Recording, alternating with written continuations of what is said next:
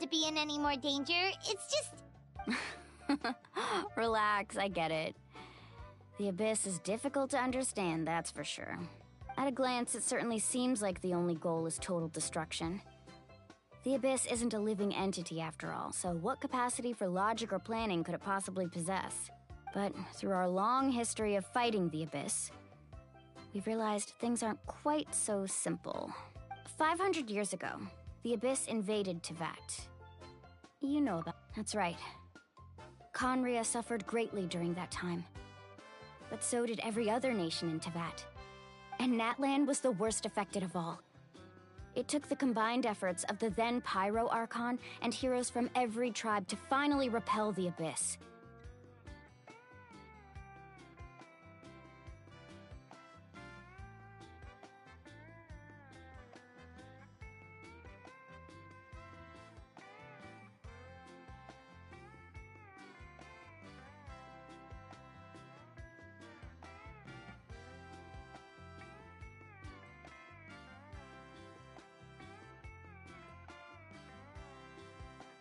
Even so, the effects of the invasion lingered for hundreds of years, only able to be reversed little by little.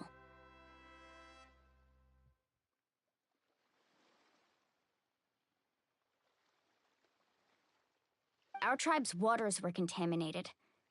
The Children of Echo's territory was overrun by dangerous sludge surging from underground. Unrelenting black winds tore across the lands of the Flower Feather clan. It was like each disaster was designed for a specific tribe. Exactly. We once thought that the Abyss's desire for destruction was a sort of primal instinct, but its methods are, in truth, marked by intelligence. We now believe the Abyss has invaded the Night Kingdom, and has the capacity to read the memories of this land at any given moment. And that's how it became so dangerous and cunning. Almost like it knows you inside and out. Yes, and that's why we've been unable to fully eradicate it, even after all this time.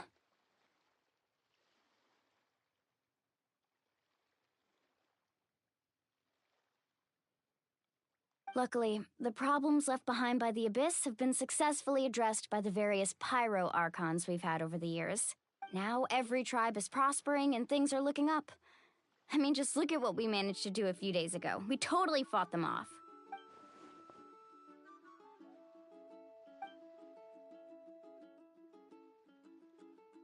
You must have had to sacrifice a lot to get to this point. Every battle, every sacrifice is in pursuit of a future where we get to stop fighting. Responsibility, duty, unavoidable burden. Everyone in Natlan views the war differently.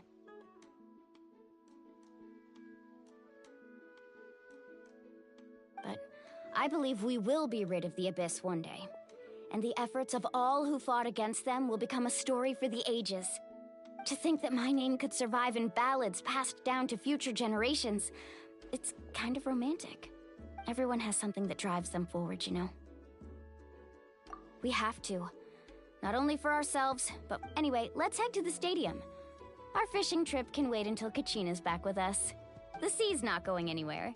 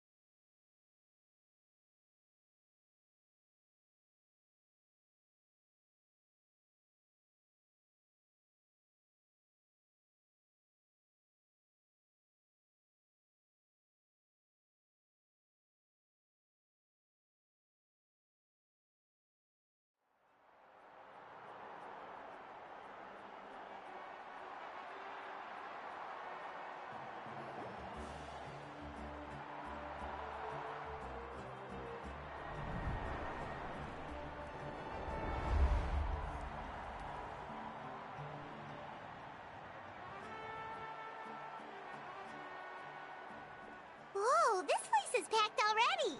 Of course. No one's gonna miss out on the chance to welcome our heroes back from battle.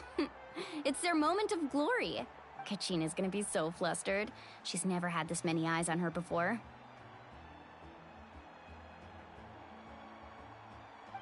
Yeah, she doesn't seem like the kind of person who likes being the center of attention.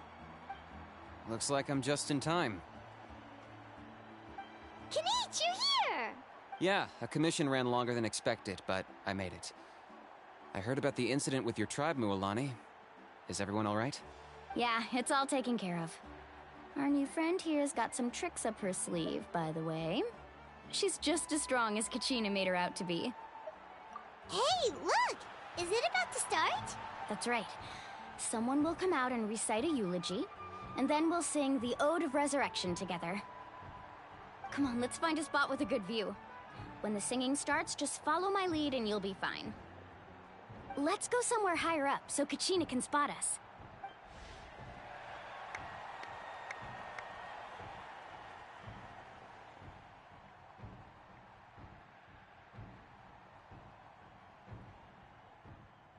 Warriors of Natlan, heed the call of life. We are the inheritors of memory and legend. Those who grew alongside sun and wind. Those who forged our own destiny and future. That is Natlan's fire, the lifeblood of our nation.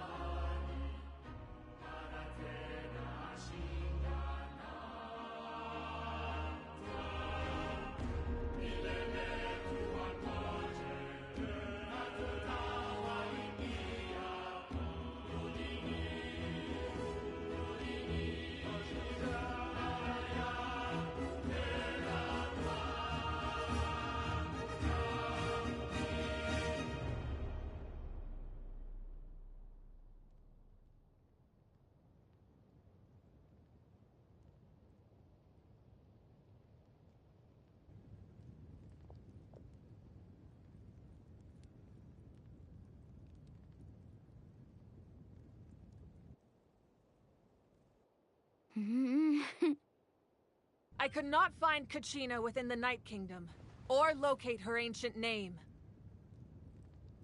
What? What does that even mean? Usually once the ode is complete, the Pyro Archon and resurrected person will emerge from the flames. But something went wrong. What's going on? This has never happened before. Well, I think it's pretty obvious. Clearly, the team sent to fight the Abyss didn't win after all. Think about it. The Ode rekindles all victors. We've witnessed it countless times. Since the Archon couldn't find Kachina in the Night Kingdom, that must mean there's more to this victory than meets the eye. Hey! You just haven't gotten over the fact that Kachina beat you in the pilgrimage! Pathetic. The both of you. Your wild guesses are misplaced. We completed our mission. Maybe you did, but who's to say whether that little girl even contributed at all? Maybe she got scared and ran off. Why would the YUB recognize someone like her, even if she was on the winning team? How dare you insult a hero of Natlan like that? Kachina sacrificed herself to repel the Abyss. She doesn't deserve to be subjected to your vile rumors when she's not even here to defend herself. Calm down, Mualani. There's no point arguing with the likes of them. I can't just sit here and let them slander her like that. To insult a hero of Natlan, the person actually has to be a hero. You... Think about it, everyone. Who do you think is really at fault here? A girl who never should have even gone to war? Or the great Pyro Archon? Why would the rules of our nation suddenly stop working? That's true. If she wasn't revived, it must mean she failed to achieve victory. Maybe the Wyab interpret victory in different ways? I mean, that girl didn't look all that strong to me.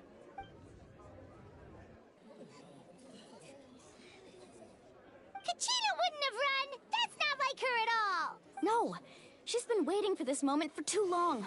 No matter how daunting the situation, no matter how scared she might feel, she's always the first person to stand up and face it head on. We don't even know what happened.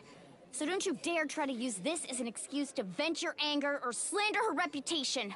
Fine. We'll find out what happens soon enough. Then, we'll see who truly deserves glory. That's enough. There is no doubt about today's victory, or Kachina's part in it. She is a hero worthy of our admiration and celebration. However, the failure of today's ceremony is undeniable. Kachina has not been rekindled, and I offer you all my deepest apologies as I continue to investigate this matter. To prevent further casualties, I have decided to suspend the pilgrimage until this matter is resolved. What? No one is all-knowing. No one is infallible, not even myself. But doubt is a means by which we seek the truth, not a weapon we wield against others. I didn't mean it that way, Archon. I just... If there are things you wish to clarify, then ask me directly. Doubt my answer if you wish. But now's your chance. You have concerns? State them. No, of course not. Even though I have said nothing to change your mind, then it would seem the truth never mattered to you at all. That guy doesn't even have the courage to answer the Pyro Archon's question. So much for all that glory talk earlier. I have a question, Archon. My friend Kachina. Do you have any idea where she is? It's extremely important to me. I know you said you were investigating the situation, but I'm sorry, that's not enough. I've already shared everything I know. If you want to learn the truth and rescue your friend sooner, you should join the investigation. So, what do you say? Of course I'll join. In that case, come see me in the speaker's chamber. We should join them. Oh, and if it's not too much trouble, could you drop by as well, Traveler? I'd like to have a chat. Rest assured, everyone, I'll keep the tribal chiefs informed on the progress of the investigation. Once again, I apologize for the outcome of this ceremony. If there are no further questions, let's part for now. Did she just ask us to come along? I believe she did. Let's go. I'd like to know what's going on myself.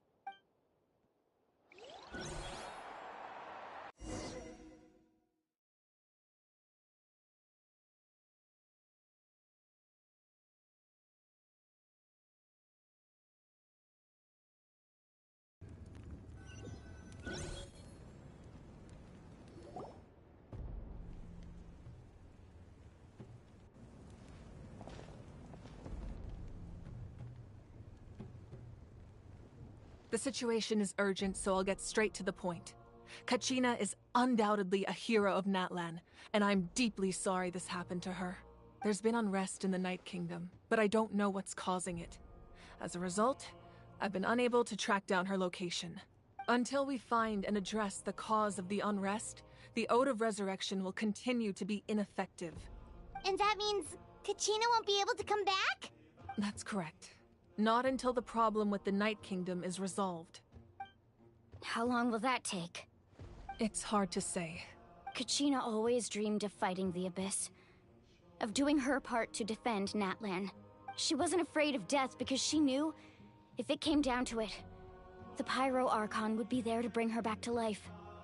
Whenever we sat down together, exhausted from training, she would always hum the Ode of Resurrection.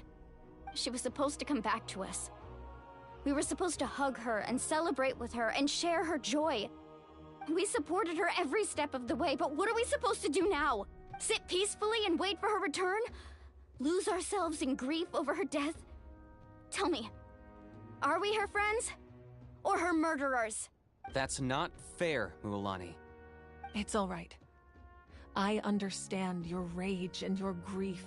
Kachina's life means a great deal to me, Mualani. Believe me, I want to bring her back as soon as possible. I would give you that peace of mind if I could. But please, hear what I have to say so I can at least give you a broader picture of the issue we are now facing. Considering the recent attack on your tribe, I believe the Abyss has found a new means of undermining the rules of our nation. You mean... The Sacred Flame. The foundation of our resistance against the Abyss. If we continue to hold the pilgrimage and send teams to fight the Abyss, there will likely be more casualties. But if we stop altogether, the Sacred Flame will only grow weaker. The Abyss will scale up their attacks, and the tragedy we saw with the people of the Springs will only be the first of many. If we compare the two choices, the former seems to be the lesser of two evils.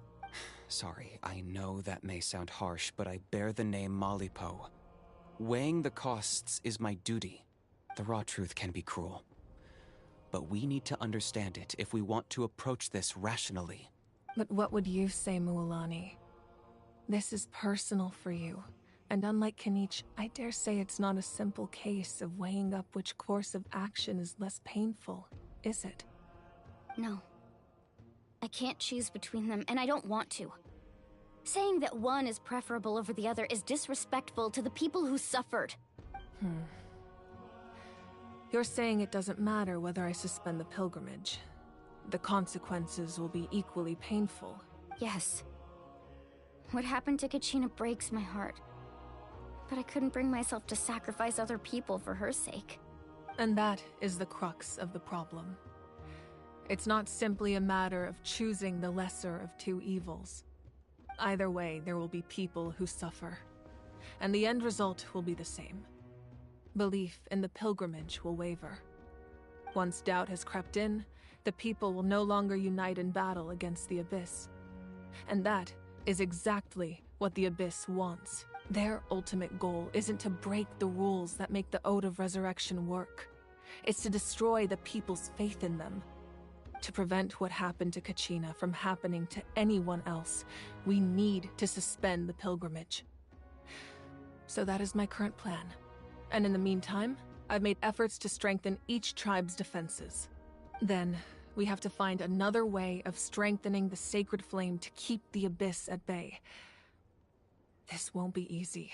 I'll need time to figure out the best approach. I understand your anger, Mualani, but I hope that provided some clarity, at least. Wow. Paimon thought things were gonna get heated for a second, but the Pyro Archon took the time to explain everything so patiently. I owe you an apology, Archon. I let myself get carried away earlier, and I'm sorry. You're right. We need to focus on finding solutions. We could always hold the pilgrimage without sending a team to fight in the Night Warden Wars. That way, we would still be able to fuel the Sacred Flame. I've considered that, but the two events have nearly always been linked.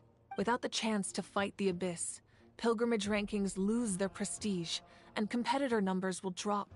With fewer participants, the amount of contending fire produced will decrease, and the vicious cycle will continue indefinitely.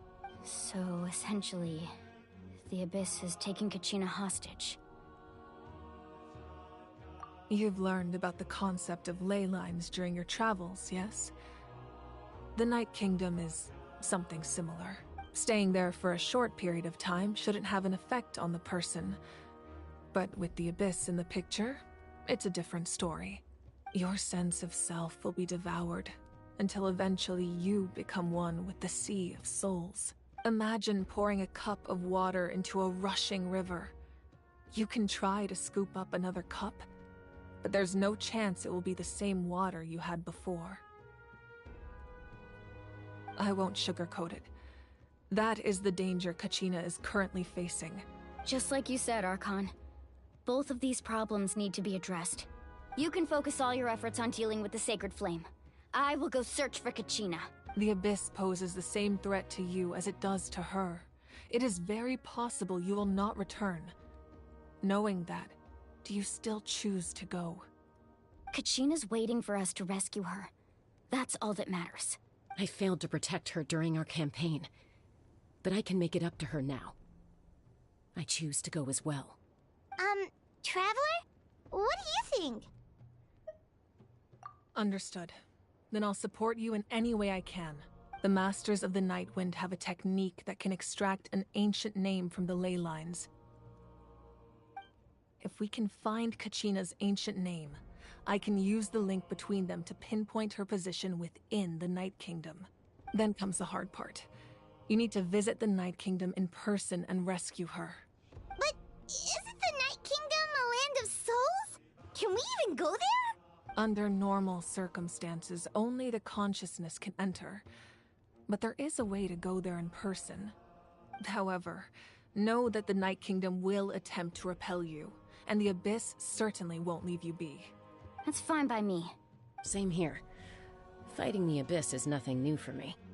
So, Paimon's the only one who's scared? Well, if you're going, Traveler, Paimon's going too. Citlali of the Masters of the Nightwind once created an artifact that can be used to communicate with the Wyab. We call it the Spirit Speaker Stone. It was originally used as a ceremonial artifact wielded by the tribal chiefs, but that spiritual quality also means it can be used to search for an ancient name. That was the artifact I delivered to the Scions of the Canopy a few days ago. Didn't think I'd be hearing about it again so soon. Thank you so much for your help, everyone. Your thanks are unnecessary. I will offer you whatever aid I can, but your fellowship and courage are what will truly decide the success of this operation. Besides, you're the ones helping me. I can only focus on one thing at a time, after all. Traveler, I certainly didn't expect our first conversation to be so serious. I've heard all about your accomplishments. Ever since you arrived, I've been hoping to meet you and offer you Natlan's highest level of hospitality. Why? Why? Is that not what happened in the other nations you visited? Yeah, things were pretty complicated at the start. And, you know, in the middle. But our reputation's solid nowadays. That's more like it. After all, I've heard you're someone who transcends fate. Perhaps even more than you can imagine. But we can talk about that some other time. Ideally, this would be the perfect night for a drink and some musical ambiance. But there are important things to be done. Oh, I almost forgot. Atea was wounded in the fight against the Abyss. She wanted us to give this to you. It embodies fond memories and my strength of will. That's what she asked us to tell you. She said you'd know what that means. I didn't think this day would come so soon. The flames of her life force. I can feel them flowing within the talisman. If things were different, the two of us could have enjoyed the hot springs together while she gave this to me in person. We're supposed to be hot spring buddies after all. But don't worry. This talisman means a great deal to me. I'll take good care of it. And once this is all over, I'll pay Atea a visit.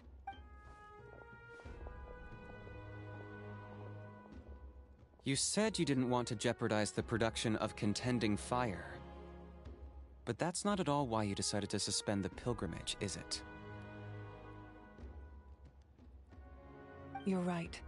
Even now, the production of Contending Fire is far from sufficient. The gradual corrosion caused by the Abyss has resulted in, as things stand, the pilgrimage is a loss. The Abyss has brought catastrophe to Natlan, and Kachina's disappearance of that. We can't let the general public know that.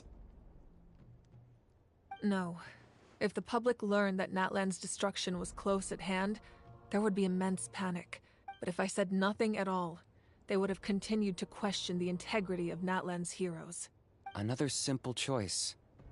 The latter was clearly the better solution. But you chose otherwise. I have never subscribed to the belief that the right choice is the one with the fewest sacrifices. Let's go. There's still a way for the sacred flame to last a little longer. You mean? Yes. Come with me.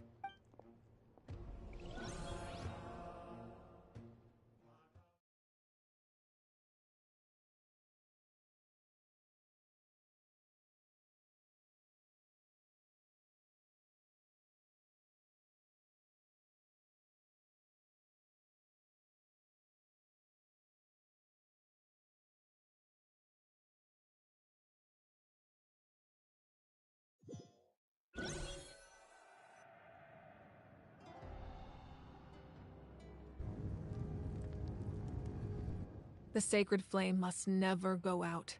Not only does it strike fear in the abyss, but it's also the pillar of Natlan's stability. So until our heroes are ready, I will sacrifice my power to keep it burning. But that can only last so long. I think we should focus on the remaining ancient name-bearers. Don't let desperation cloud your judgment. Those chosen by the Wyeb have already embarked on their destined path. It is for them to decide how that journey ends, not us. All we can do... Even so, for you to make this sacrifice, it's not right. If not me, then who? No other is capable of sustaining the sacred flame. I possess great strength, but I'm not above my people. This is part of my duty.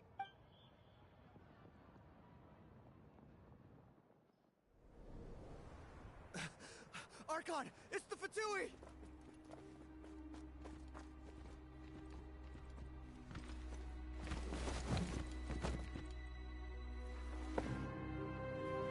The Archon of Natlan.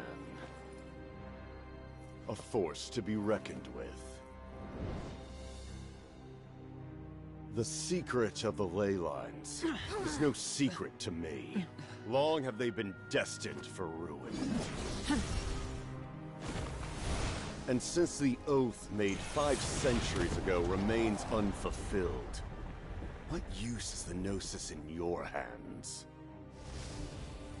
I don't know what you mean.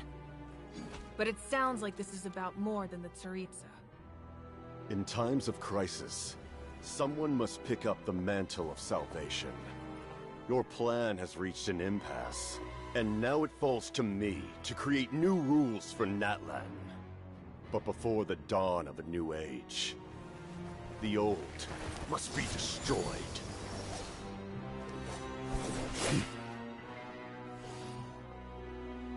I assume that's the end of your speech? Good. People like us? Let our blades do the talking!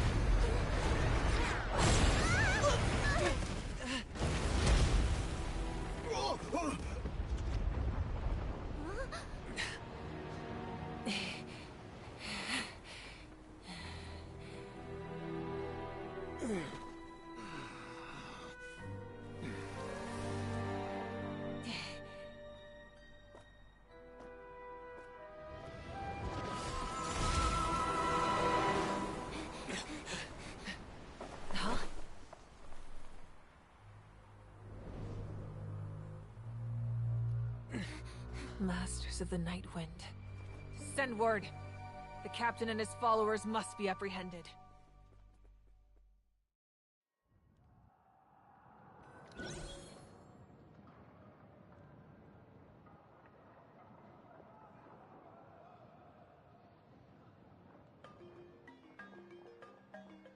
Are you alright, Archon? He was a formidable opponent. Exactly what I would expect from the first of the Fatui Harbingers. I never imagined someone could match you in combat. If the Tsaritsa sent him here, why would he bring up what happened 5 centuries ago? Yeah. And how much does he know about Natlan? The Harbingers are all driven by their own personal goals. The only purpose that unites them is collecting the Gnosis. But I'm sure the captain has his own reasons for being here as well. Whatever his motive, we should shift our focus to the Fatui. If they attack again, and we're not prepared, we're done for.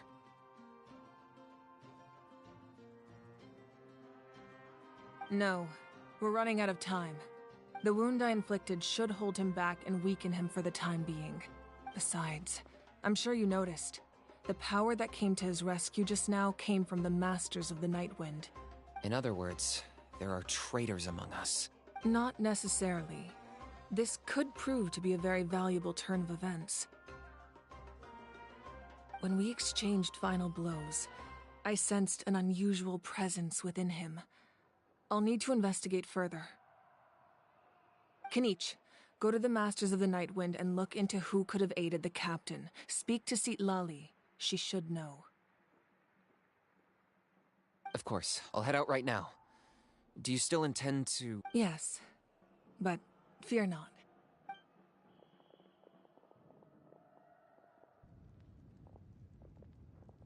Natlan's strength has never rested solely in its Archon.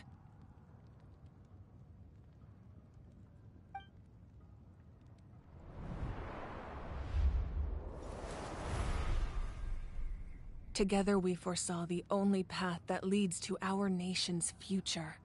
We must trust in that vision now.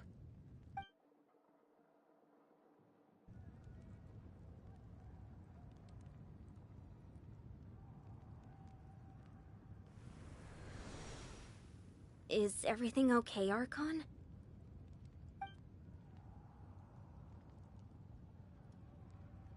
Completely fine. Just lamenting the fact that I never got a picture when I could still turn my hair into flames. Too late now. I just hope the others have a safe journey.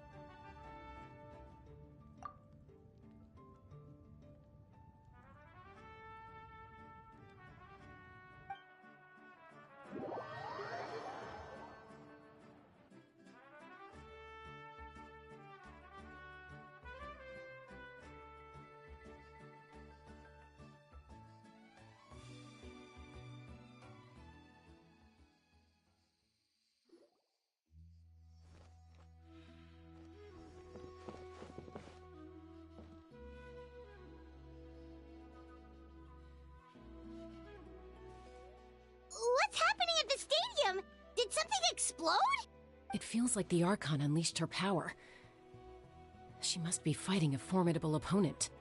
Should we go back and check what's going on? Have faith in the Archon. She wouldn't lose in a one-on-one confrontation.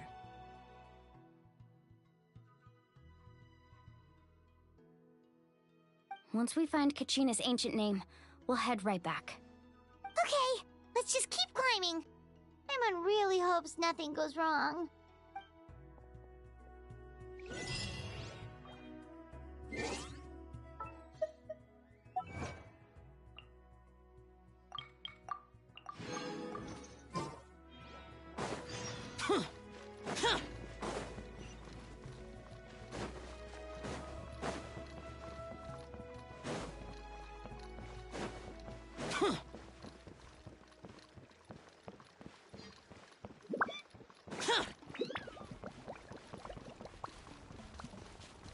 What can you tell us about the scions of the canopy?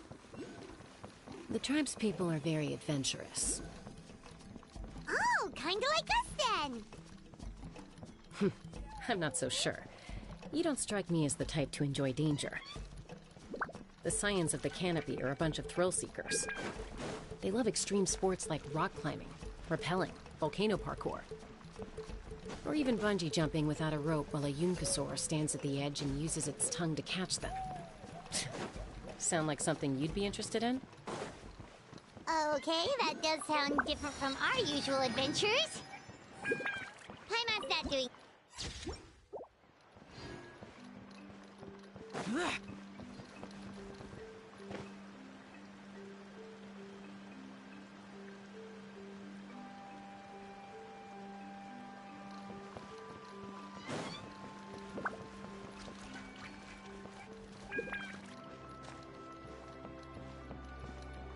That's Waina, the tribal chief.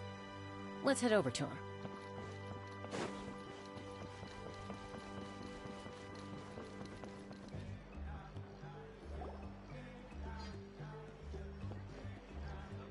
Chaska. Nice to see you again, Waina. I'm afraid we don't have time for pleasantries, so I'll get right to it. We're here for the Spirit Speaker's Stone. Whoa, hold on a second. At least tell me why you need it first. My friend Kachina is trapped within the Night Kingdom. We need the stone to find her ancient name and rescue her.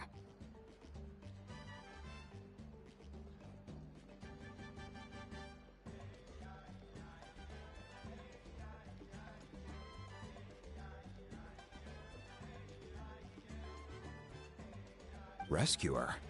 From the Night Kingdom? That's right. I'm sorry, but someone needs to tell you what you don't want to hear. Going there, a mature warrior would never make such a foolish decision. The nature of battle is unpredictable. You never know how it's going to end. Losing a friend is tragic, but when that happens, the best thing you can do is focus on how to prevent further casualties.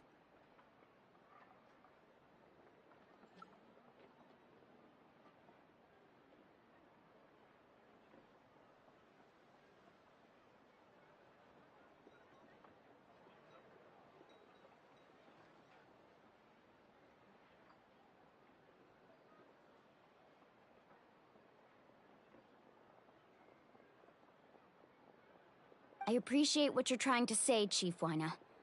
But if the price of maturity is abandoning a friend in need, I'll choose foolishness any day. If I thought you might say that. Is something wrong, Waina? This doesn't seem like you. Life isn't complete without taking risks. That's always been your mantra.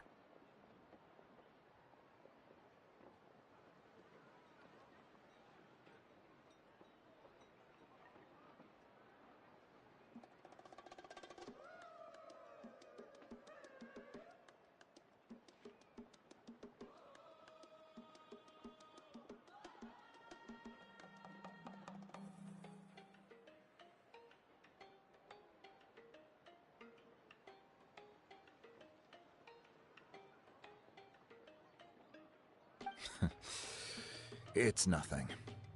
The Night Kingdom is a dangerous place. If you're that determined, far be it from me to stop you. Here's the stone. Keep it safe, okay? Thank you. Huh. Seems like you two go way back. Oh, Chaska's a peacekeeper, so she's famous throughout the tribes. She's always the one people call to resolve conflicts, so we slowly got to know each other that way. Her younger sister Quichi's always hanging around our tribe, too. She's helped us out a lot in the past. Oh, you have a younger sister? Yes. I'll introduce you to her sometime. But let's get back to business. Waina, how do we use the stone? As you probably know, your intended destination is completely different from the real world. The Night Kingdom is like a river flowing with concepts. And the ancient name you seek is like a tiny... In that sense, the stone... We couldn't do that ourselves? With a little practice, I'm sure you could. You have the strength and the talent. If you want to make sure this works, though, I could recommend someone to you.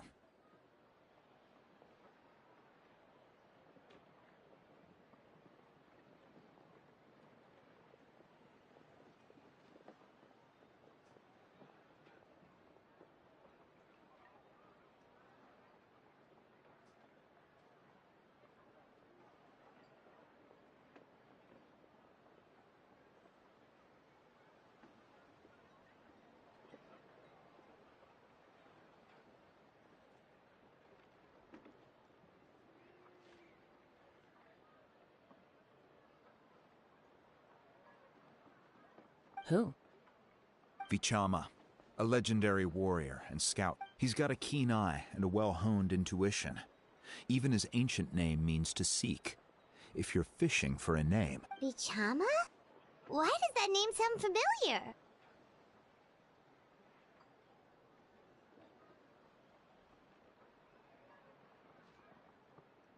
He's one of Auntie Atea's hot spring buddies. I've heard stories about him. Where can we find him? Ever since Malco passed, he spends most of his time gazing out at the scene. Thank you. We'll go look for him there. Good luck.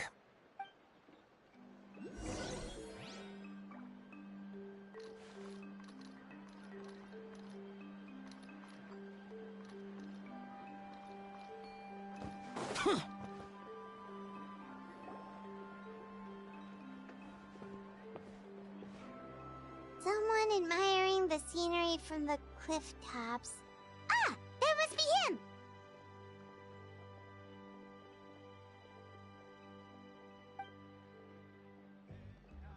Hello there, are you Vichama? That's me. Did you need something?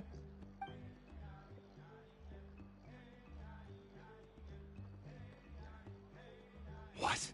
You're saying you can bring someone back from the Night Kingdom? How is that even possible? No, if you really think about it, anything's possible in that kind of place. But that would mean... Are you okay? You don't look so good.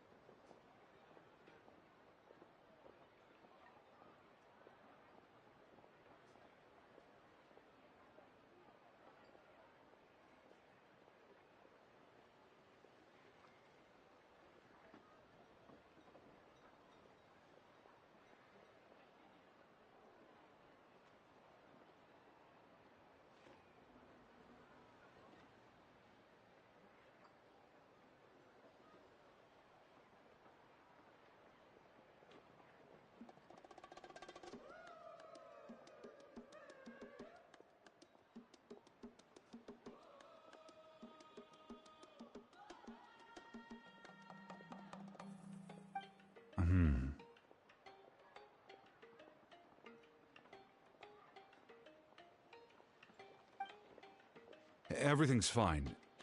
I'll help you, but I do have a small request.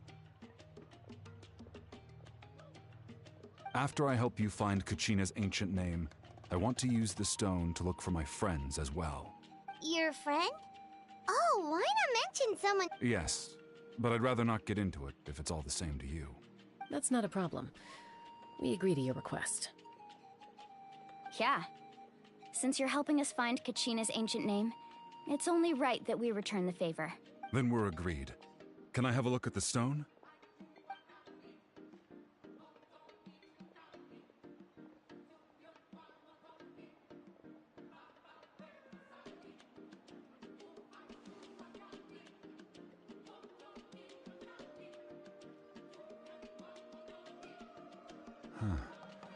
I see. From what I can tell, it functions almost like an abyssal pylon. But once the connection is established, the abyss will come surging through the opening like a predator honing in on the scent of blood. So we have to be sure not to use it in a tribal settlement. Wow, you got all that just from looking at it? I just picked up on the basics, really. I'll go find it. We'll go right away. What do you need? First, I'll need some hook ropes. Pretty much every store around here carries them, so... Wait, are you saying you're going to use a real net to catch Kachina's ancient name? How does that work when one's tangible and one's not? By creating something tangible in our world, like a net, we can create a connection to a corresponding concept in the Night Kingdom. Oh, I see. What about the second thing you needed?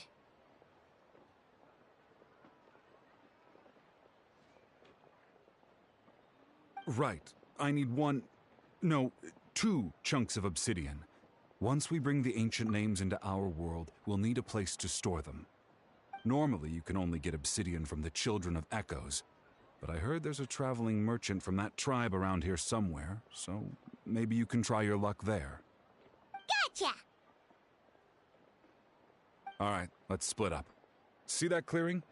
Let's meet over there when you're done. Oh, and you can send someone with me if you want. In case you're worried I might take the stone for myself. What do you think, Chaska? There's no need. Lena spoke highly of you. That means you're trustworthy.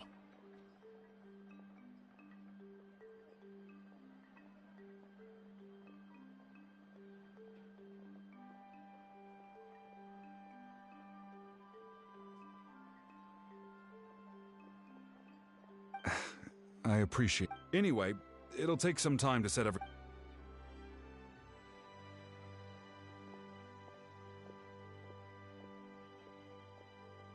What an odd guy. He seems so defeated, but also really invested in the stone at the same time. I don't have any more insight than you, Paimon. Hang on, Kachina. We're coming for you.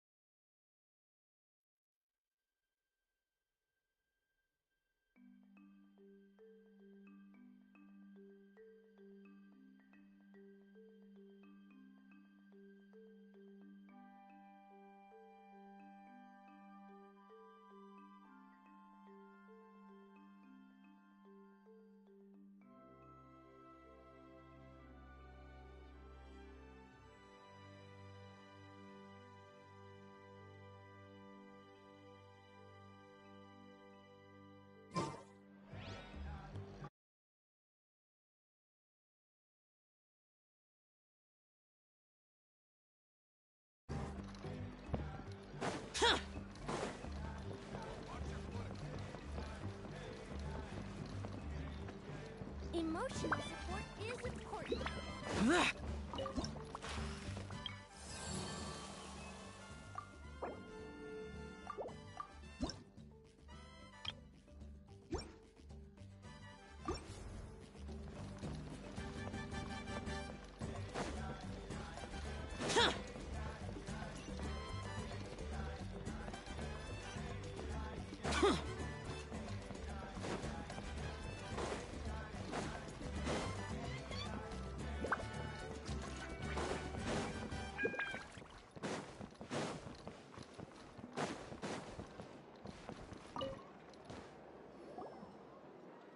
Hello.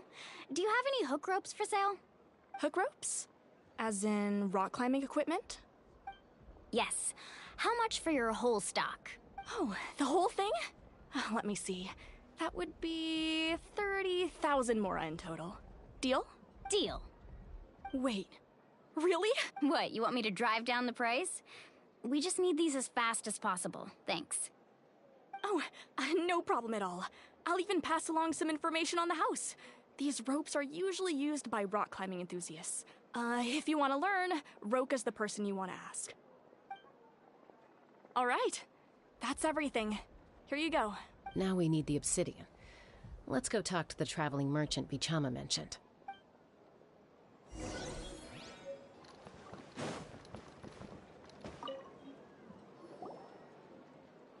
Excuse me, do you sell obsidian? Why, yes. I've got a chunk for sale right over there. Perfect. Is that the only one, though? We actually need two.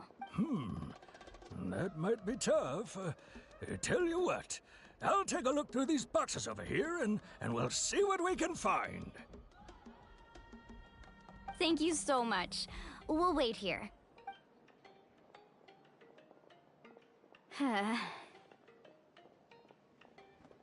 Relax. Everything's going according to plan.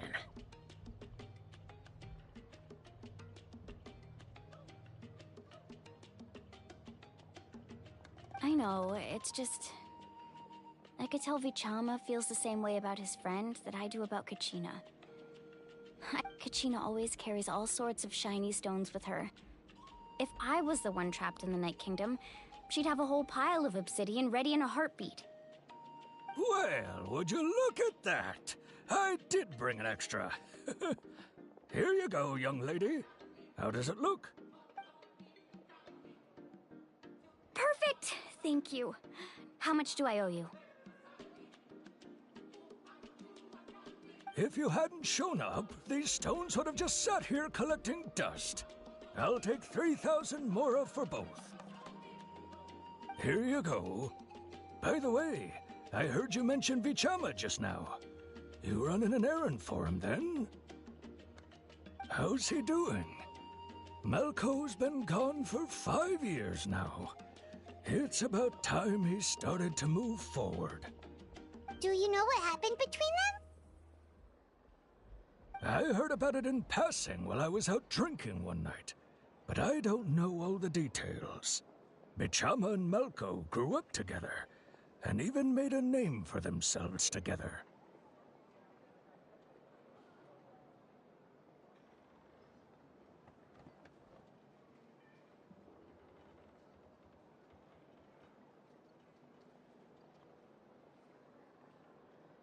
Malco was an amazing fighter, capable of knocking out multiple opponents in a single hit, while Vichama excelled at scouting and analyzing the battlefield. The two made an excellent team, and managed to beat back the Abyss several times.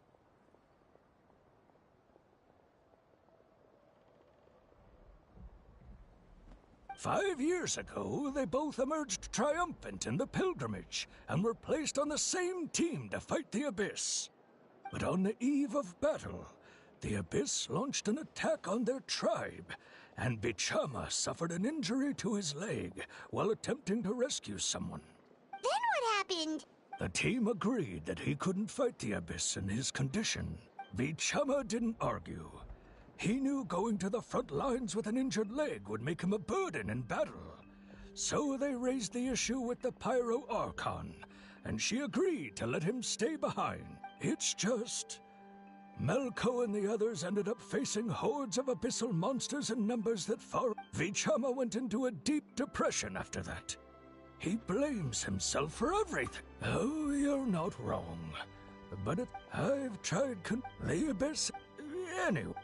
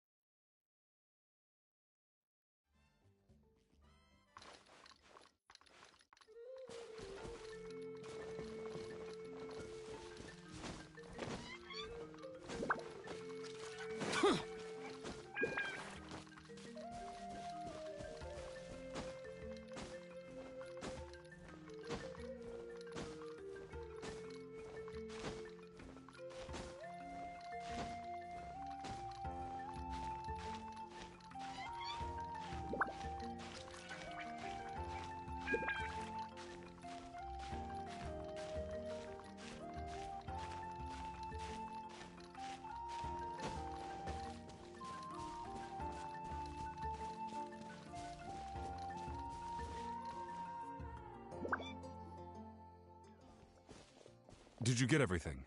Yep, it's all here. I've made all the necessary adjustments, so we're good to go. As agreed, I'll help you find Kachina's ancient name. Go ahead.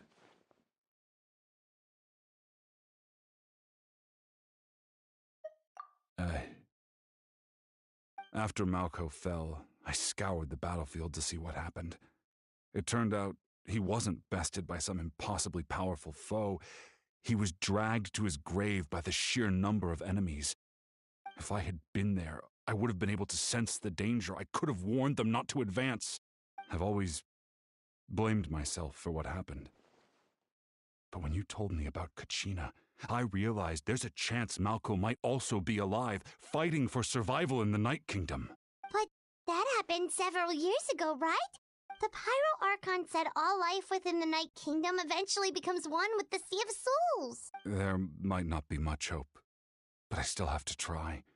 Malko and I promised each other, even if we never managed to root out the Abyss for good, we would fight together until the end. All right, let's get to it. I'll start searching for the conceptualized version of Kachina's ancient name. If you see any fragments scattered around the area, please collect them.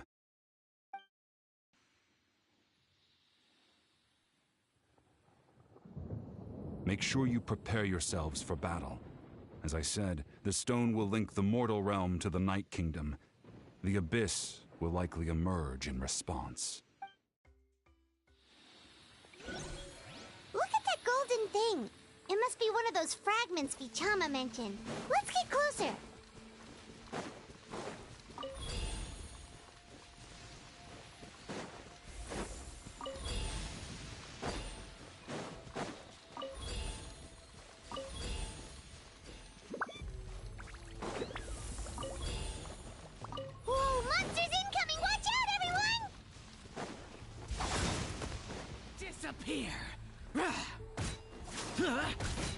Worthless! Here!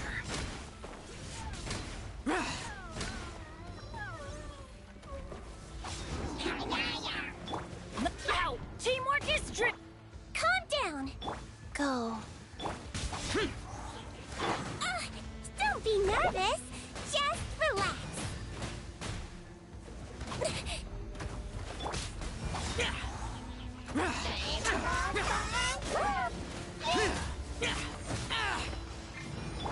Hold still!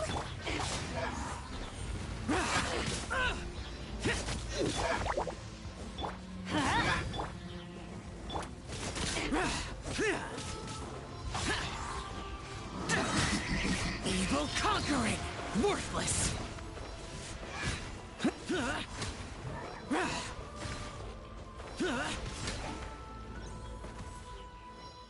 How much longer, Vichama? Not long. We're getting close.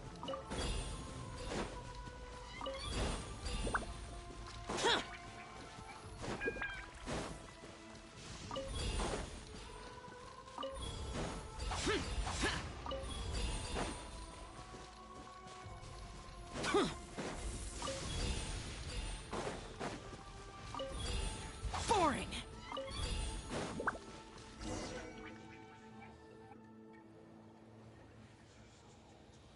Vichama!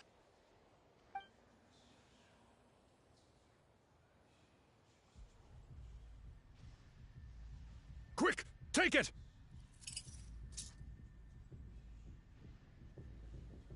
I found Kachina's ancient name. Hang in there, Malko. Just a little longer. Something's not right. The power of the Abyss is getting stronger. The Abyss is corroding his body. Vichama, you can't keep going. You'll die. I should have died 5 years ago. I just need a little more time. Please, I'm almost there. Thank you.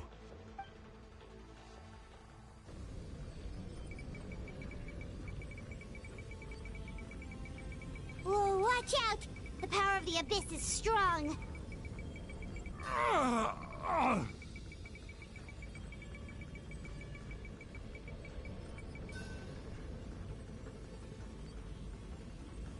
This power. Hanging in there? Malko. No! Why can't I find him? Why? We can't wait any longer. Pull him away from the stone, Mualani. I already tried, but the power of the Abyss has him in a chokehold. It's like he's tied to the stone with an invisible rope. In that case, we have no choice. I'm sorry, Sea Lolly. Get back! Chaska, wait!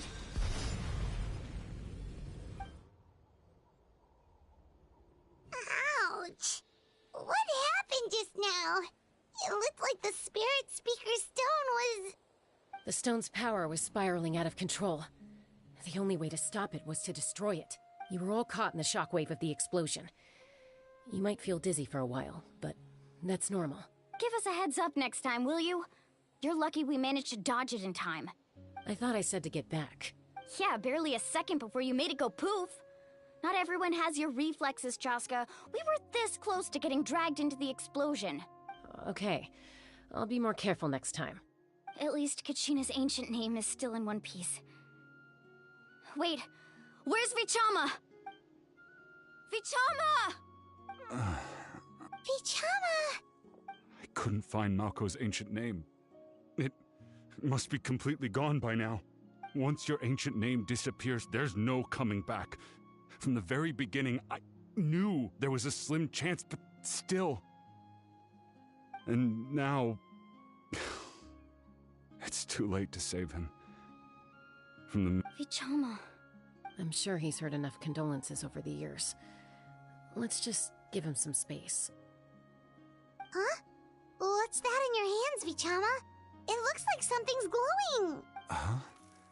This is...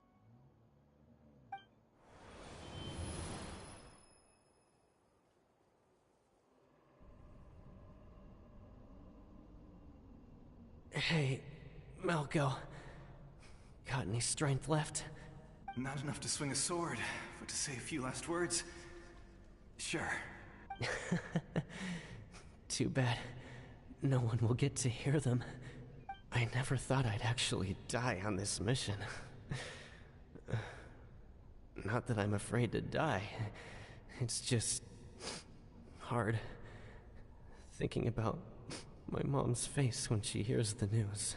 Guess I have something to be thankful for then. My parents died a long time ago. They won't have to mourn me. Pisak! Always had to beat me at everything, didn't you? Right to the end, you were never one for goodbyes. Maybe you're right. Maybe no one will get to hear our last words. But just in case, Vichama, I'm so glad you didn't come with us. Don't be sad. Just keep on living. For the both of us.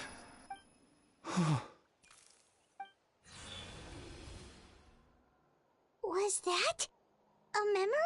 Seems like we were able to salvage something after all.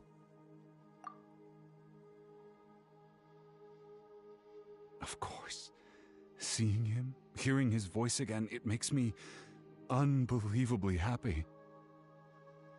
But it also brings with it an even deeper pain.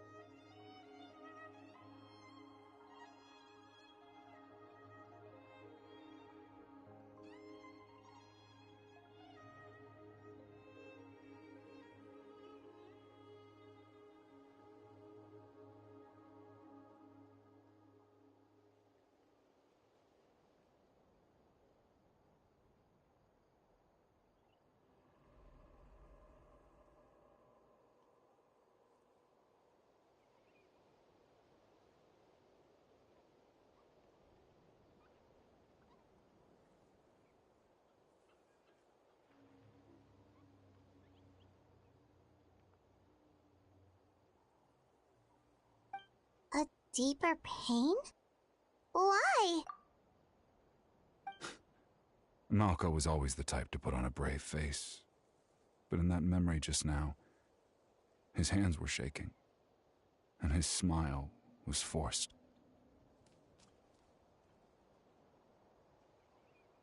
For all these years, I regretted not being able to fight alongside him to the end. And now I know, at the end of his life, he was thinking the same thing. Vichama. I'm fine. Actually, I heard Chief Wina wasn't really on board with your plan to go to the Night Kingdom. When you asked for my help, I hesitated too. I knew helping you find your friend's ancient name meant leading you one step closer to danger. But I also understood why you had to try. Everyone has regrets in life, but not everyone gets the chance to make up for them. Once allowed to fester, guilt strips us of our most valuable qualities as warriors. In that sense, we might as well choose the braver path from the very beginning.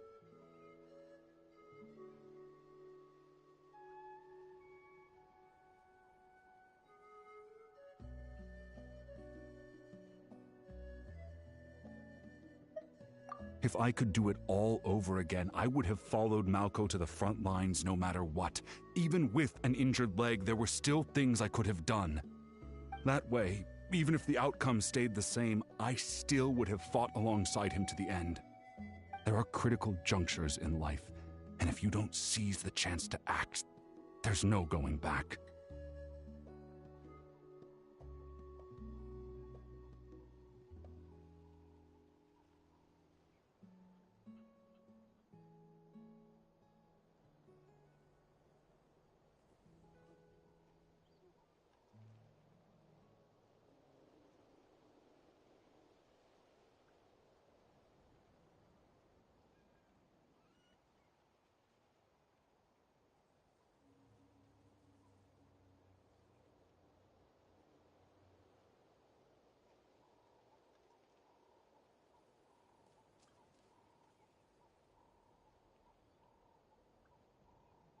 That's something I had to learn in hindsight. But you're still at the crossroads of your journey, so I hope you can walk away without regrets. Thank you, Vichama. I feel even more determined now. Kachina will come back to us. I'll make sure of it. I promised I would find her, and I intend to keep that promise. That's good to hear. Strange. My body, it's... Once abyssal corrosion enters the body, a portion will fuse itself to your internal organs. Even though the Traveler possesses powers of purification, the corrosion can never be fully eradicated. Thanks to her, though, you are only briefly exposed. Slowing your breathing and controlling your emotions should help you keep the symptoms in check.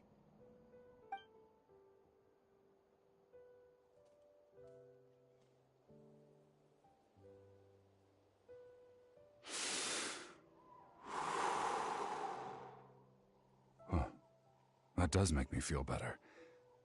You seem very knowledgeable about all this. Just speaking from experience, that's all. Anyway, we've recovered Kachina's ancient name, so we're off to a great start. Let's get Vichama back to his tribe and tell Wina the good news. Oh, and apologize for destroying the Spirit Speaker Stone. We had no choice, though, so he'll probably understand. Right?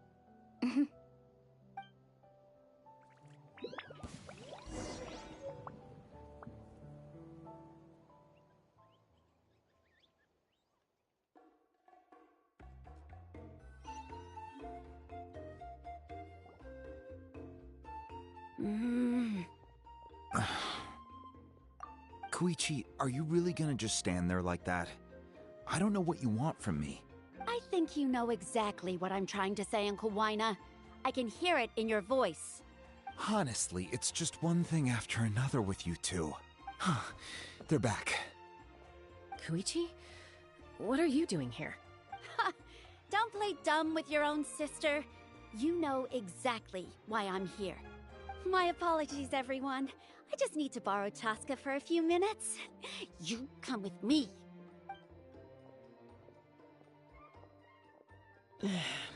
I'll be just a moment. Who is that? Koichi, Chaska's younger sister. Although the two aren't actually related by blood, it's kind of a long story.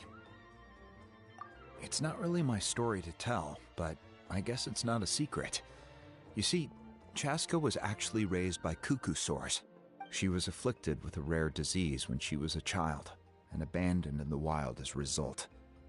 The Abyss found her out there, all on her own, and tried to devour her. But in the end, all that did was trigger her will to live. That strength of will pushed her to survive. But it also planted a seed of conflict within her. Eventually, she was adopted by the cuckoo sores. Wherever they went, she followed, getting into fights right and left. For some reason, Paimon can totally imagine that. Well, when Chaska finally returned to human society, it was Koichi's parents who adopted her. At the time, Chaska still had a habit of getting into fights, so Koichi was always taking her around, apologizing to everyone. Ah, I remember those days. One of those fights was definitely with me. But, you know, kids. You're fighting one minute and your friend's the next. Eventually, she found a way to rein in that desire to fight. And now she's who people call to resolve conflicts. She's known as the Peacemaker. It sounds like she still argues with Koichi, though. Don't siblings usually stop fighting when they get older? That's partly my fault. Koichi asked me to stop Chaska from doing anything dangerous, but you probably know by now, once Chaska makes up her mind, there's no changing it. Oh, I get it. No wonder you tried to talk us out of going to the Night Kingdom. Chaska even said that wasn't like you. I'm all for your adventure. You need to take risks when you're young, because by the time you're my age, you couldn't attempt something like that even if you wanted to. Better try now than live with regrets later. That's what I say. Still, I can understand where Koichi's coming from.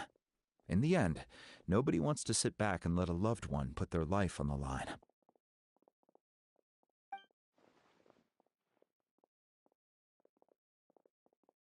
All right, it's just the two of us now. You have 1 minute to explain yourself. I don't have anything to say. You don't have to approve, but you should know I only do what's necessary. That attitude is exactly the problem. It's like you don't care. You try to sneak off to the Night Kingdom behind my back and then play it down as if it's just a trip abroad. Well, technically I am going abroad, right? Again with the excuses! We agreed, didn't we? There are 4 levels of danger. If it's not something urgent, you can only engage in level 2 danger and below. You can only go up to level 3 if a situation is so dire there's absolutely no alternative. But a trip to the Night Kingdom? If that's not a level 4, I don't know what is! And you were just going to sneak into the place without saying anything! What do you mean, sneak into the place? I always planned on walking in there with my... You bought off Uncle Wina, didn't you? He promised me he'd stop you from doing anything dangerous. Oh, it's like he didn't even try. You feel like he went back on his word. What if I told you my mind was made up, and there was nothing he could have done? Not even by force. Oh, I knew it! So he did try to say something, but you didn't listen. This is important. If you were in my shoes, you'd make the same decision. You don't know that? I'm a doctor, and I handle logistics. If you're going to waltz into a dangerous situation where you could lose control at any moment, it's my duty to say something. All right, whatever. Anything else? What do you mean, anything else? Why don't you reflect on what you've done and promise me you'll stay put? Time out. Is this one of our normal arguments or a serious one? Chaska, does it sound like I'm joking? Then... you need to know something. What happened to Kachina was partially my fault. I can't leave her there to die. That's not who I am. But the person you become when you lose control, that's also not who you are. That's a different issue. You said it yourself. A person is only as good as their morals. If I want to live in Natlan, I need to display qualities that make me worthy of this nation. I've also told you that managing your condition is equally important. Sometimes you have to make sacrifices. All right, let's stop this here. If we keep going, I might actually have to get serious. And I think Wina prefers his roof attached to his house. Is that a threat? That sounds like a threat to me. Koichi! Younger sisters are supposed to listen to their elders. So, you're really going to go, no matter what I say? I'm supposed to be your sister. Then support me. I'll be back. All you have to do is wait. Chaska. So, that's it. Why'd you have to turn out to be so darn annoying?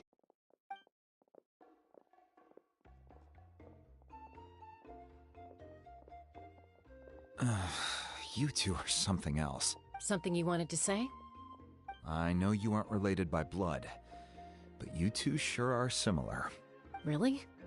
You know, I said that very thing to Koichi not too long ago, and she reacted the exact same way, down to the very tone of voice. It's not my place to get involved, but I will say this. Try to spend a little more time with your sister. You're tough kids. That doesn't mean you have to go it alone. Thank you. Anytime. All right. If you're done with the Spirit Speaker Stone, you might as well hand it over. According to Kinich, it's an important ceremonial artifact, so it'd be safer to keep it with me. About that... If only Tone-Deaf Bard was here, he could have repaired it just like the Holy Liar. It might be in a few more pieces than you remember. Huh?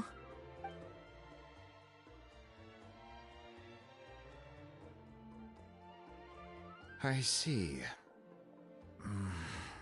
Sounds like it was an urgent situation.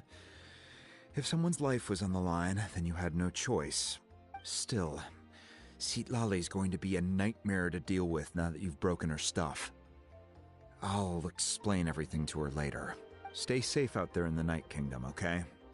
I'll wait here for your safe return.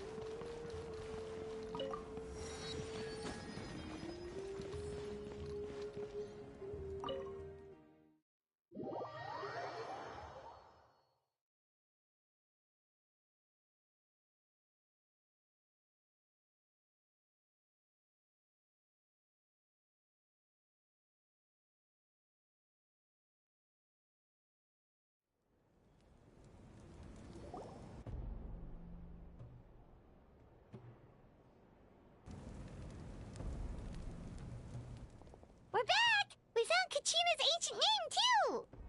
Well, it's fairly complicated. Let me give you the condensed version.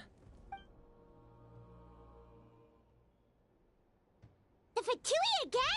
We can't go anywhere without them causing trouble. But what if the Fatui finds out you've lost your power? Won't they try to take advantage of the situation? That's why it has to be our little secret. No one else can know, or we're asking for trouble. Look, I wish I could offer you some sort of consolation, but I won't lie to you. With multiple factions closing in, there's nothing comforting about the situation we're facing. Still, all you need to do is focus on your goal. You can leave the complicated matters to me. I can also step in on the Pyro Archon's behalf. There's a limit to what I can accomplish, but I'll help you however I can. There's no need to be so modest, Yan-san. Your incredible strength has long been a well-known fact. You're the pride of your tribe. Archon, I'm sorry about before. You have so much on your plate, so much that you have to worry about. But all I could do was focus on my own feelings. You have nothing to be sorry about. We all get overwhelmed by our emotions, myself included. Your reaction to Kachina's disappearance, I understand that feeling very well. Well, now that we have Kachina's ancient name, let's go track her down. Follow me.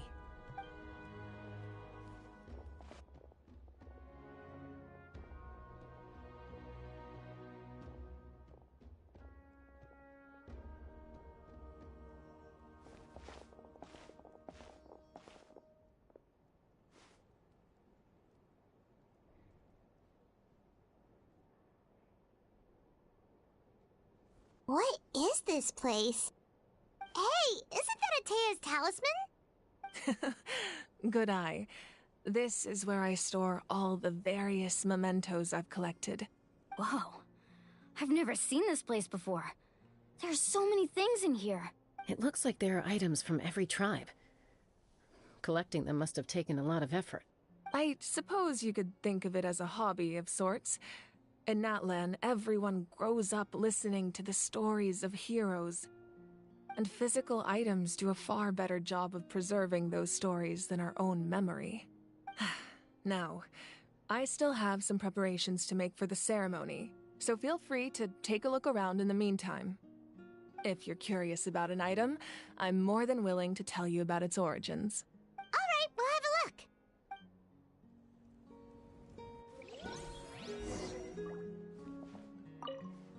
This flower looks like it's thriving. You must be good at taking care of plants, Archon.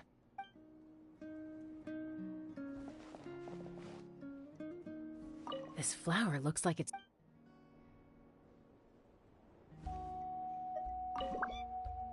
This fishing basket.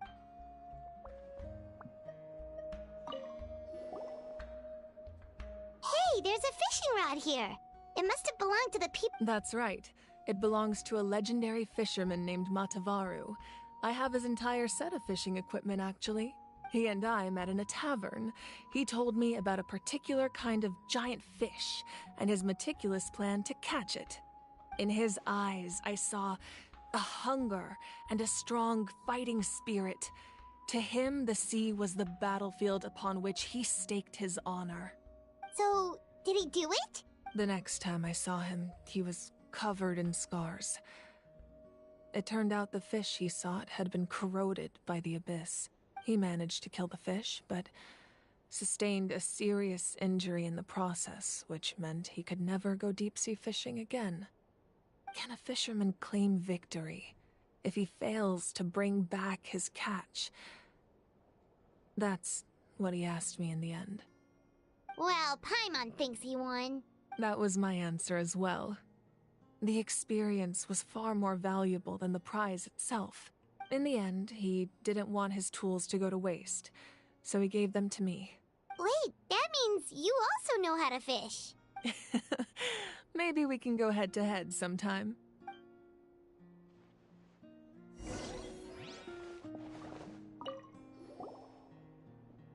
This is Atea's talisman.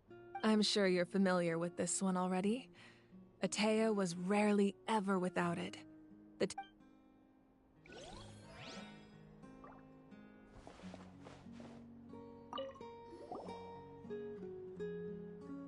There are so many jars and potions around here. Do they have anything to do with alchemy? No, those belong to the Masters of the Nightwind. They're ceremonial tools used to amplify the ability to communicate with the Night Kingdom and the Wyab. Yamaya is an expert in this field, and she taught me a lot. Even though she appears stoic and serious, she actually has a keen sense of humor. The tools you see here are quite traditional. Her students found them outdated, so she passed them on to me. The contents of the jars aren't all that special. Oh, except the big jar in the middle. That's what she really wanted to give me. Ooh, must be something really cool. What's inside? Grape juice. Huh? It's quite tasty, although probably expired by now.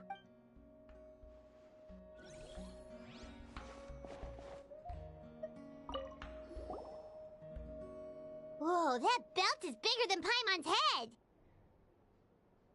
The Collective of Plenty are known for their bodybuilding competitions and the association with strength might... And even if a warrior had the strength to put it on, Sounds like it.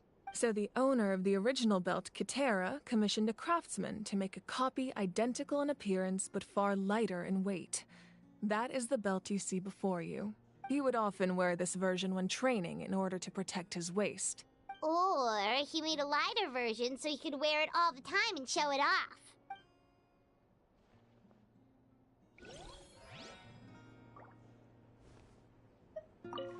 Make sure to handle everything with care.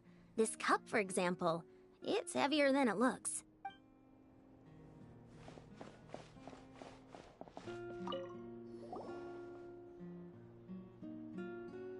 The powder still needs some time to settle, so let's wait a little longer. Well, what do you think of my collection? Do you feel like you have a better understanding of Natlan's culture now? Yeah! If each item represents a different story, seems like Natlan's really been through a lot. Does every item hold a special memory, just like— That's right. The items in my collection actually serve a similar purpose to the ancient names passed down among the tribes. They demonstrate the true shape of time. The shape of time? Most people perceive time as a linear concept, almost like a straight line that can only move forward. We cannot change the past or predict the future. But there's also a different theory, one that I believe to be closer to the truth. Namely, that the past, present, and future all exist at once. At once? Paimon's not sure she understands. Let's say your journey ended right now. Thinking back on your experience in each nation, which one would you say was the most important? Exactly. Even at the end of your journey, the things you experienced along the way don't cease to exist. They become part of who you are.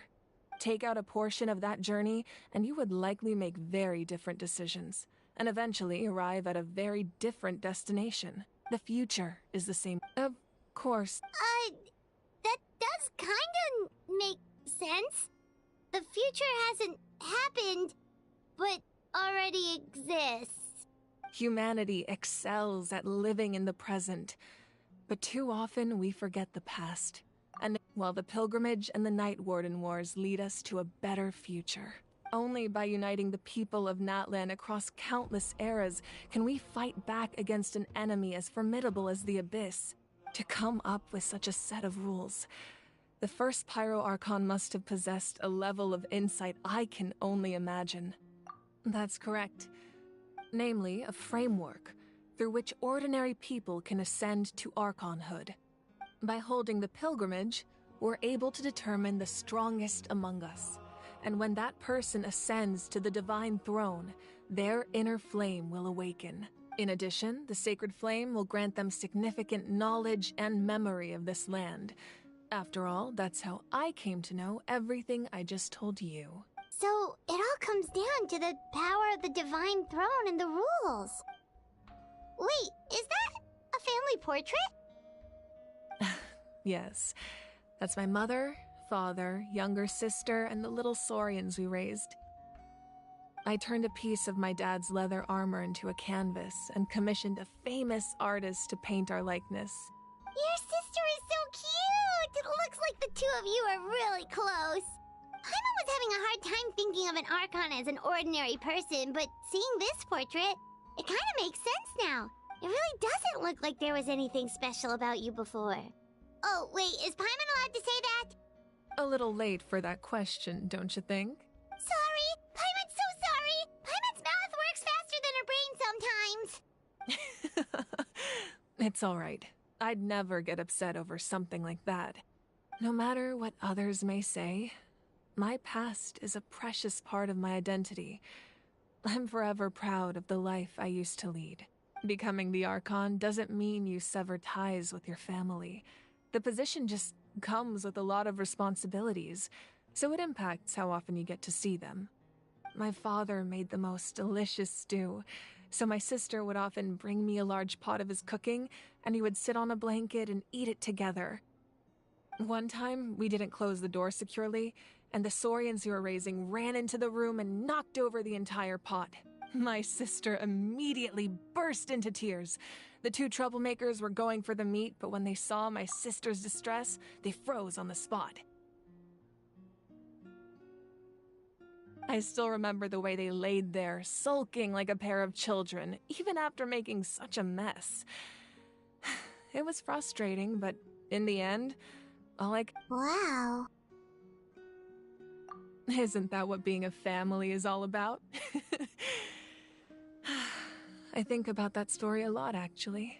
As the Archon, I made a vow to defend this nation, and experiences like that, they remind me exactly what I'm trying to protect. Well, what happened after that? This portrait looks pretty old. Your sister must be all grown up by now, right? I believe she ended up working as an architect and artist. She built many houses and crafted many beautiful works of art. Anyway, that's enough about me. Now that the powder is settled, we can begin. Place the ancient name up there, and then we'll begin.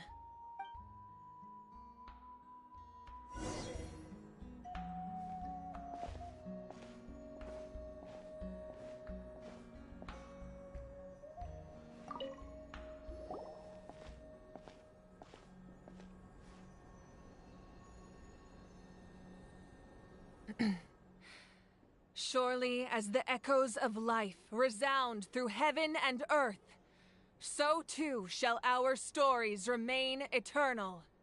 Ancient name, take us to your fated bearer. Allow her to answer our call.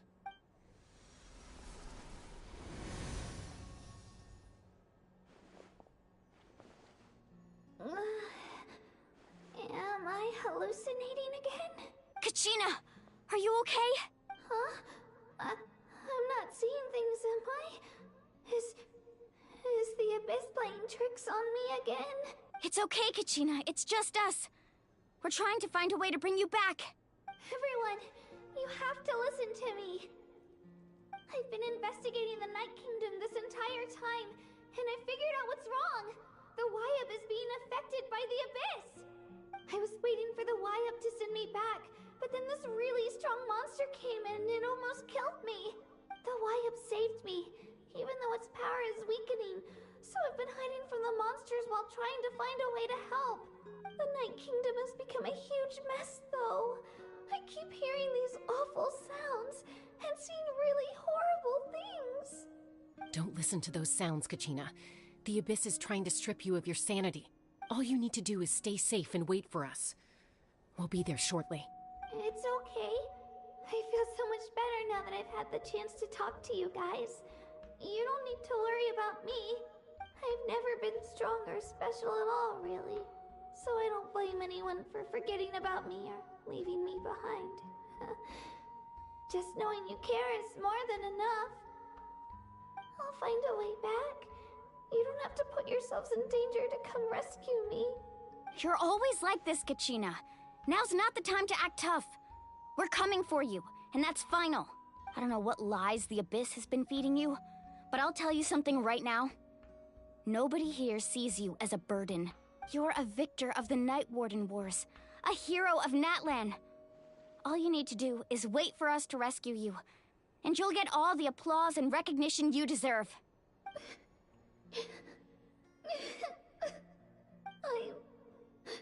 I'm really scared. Everything's so dark and creepy here. And I want to go home. Still, I don't want you to put yourselves in danger because of me. I don't want to hold anyone back ever again. All you need to do is place your trust in us, just like you always have. No one fights alone. We're not leaving you behind. Not ever. Yeah, we're so close, we can't call it quits now! Thank you. Be careful. Looks like we've lost contact.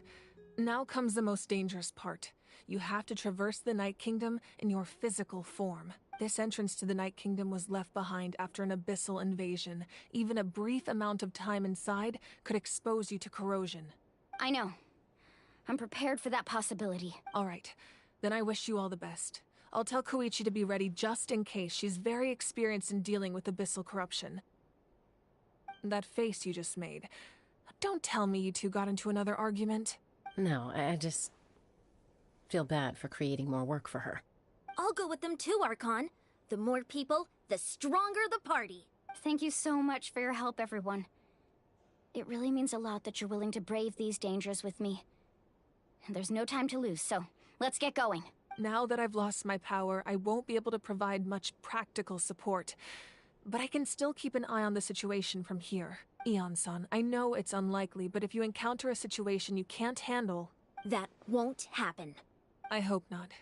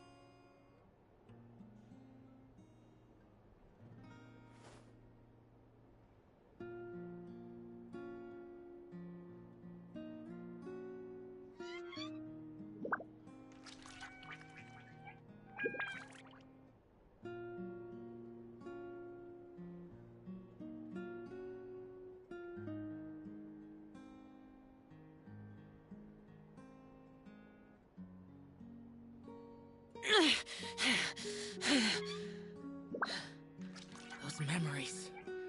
So dark.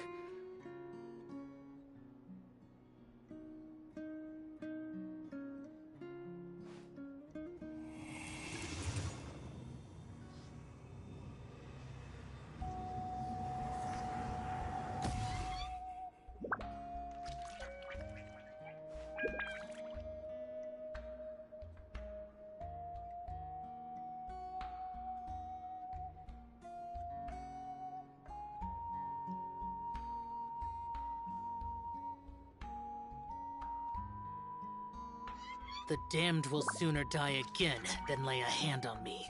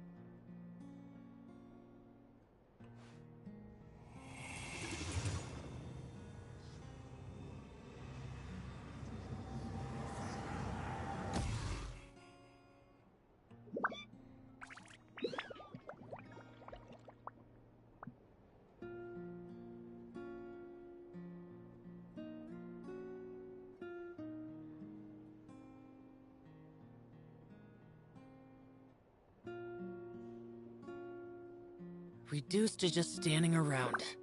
How absurd.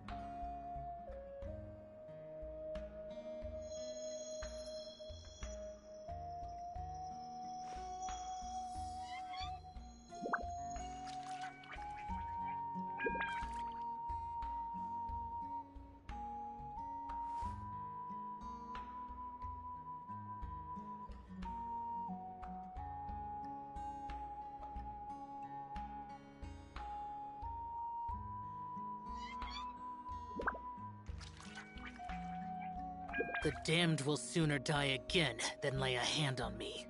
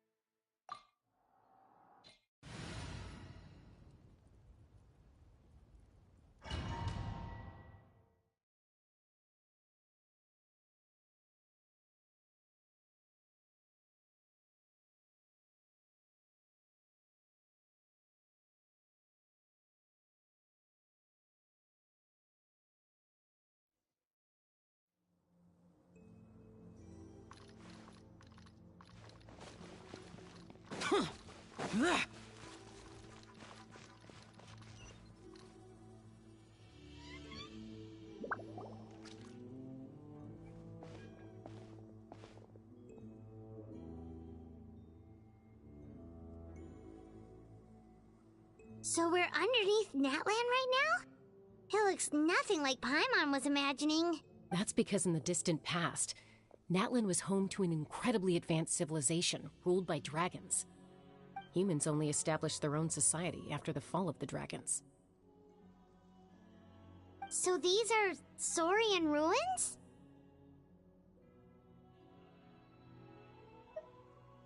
Wait, you mean like the elemental sovereigns? They had their own advanced civilization?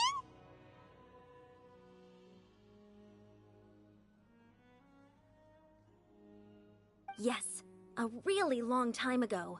Very few records have survived until now, so no one really knows what the devices here are for. These ruins have been abandoned for a long time, but with the recent increase in Abyss activity, the installations around here have somehow been activated again.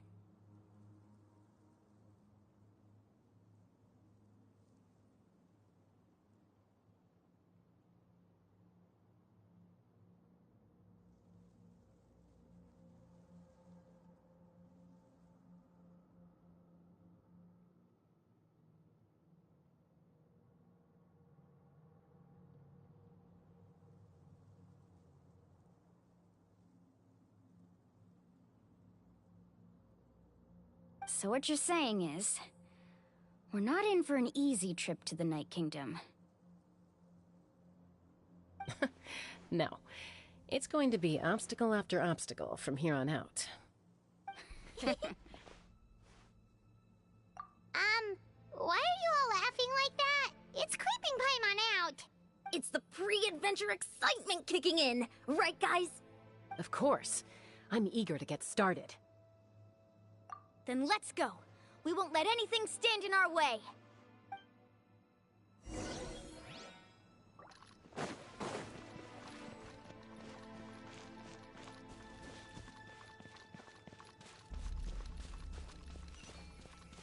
Seems like the road ends here. How should we get across?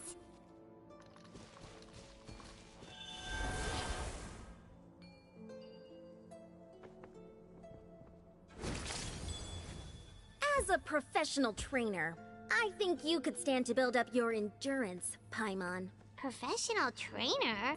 Paimon thought you were a warrior from the Collective of Planning. Well, that goes without saying. But I actually work as a sports coach. I provide professional guidance for many of Natlan's popular sports. And I don't just mean physical training. I design nutrition plans as well. Ah, so basically no sugar, no soft drinks, no grilled meat. Yeah, we'll be here all day if you list them out one by one. It's much faster to just focus on what's good for you. Such as? Vegetable juice. Want some? Those guys look familiar. We've fought them before. Let's go. Show no mercy.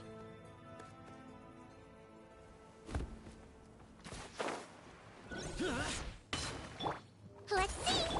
Wheel of Life. Let's light it up!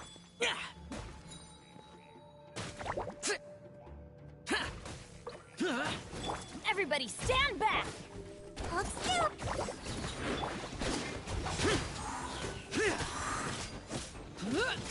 You might feel a little prick.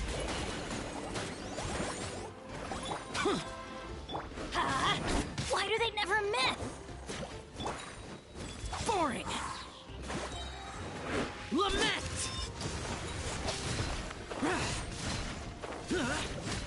Care. Worthless.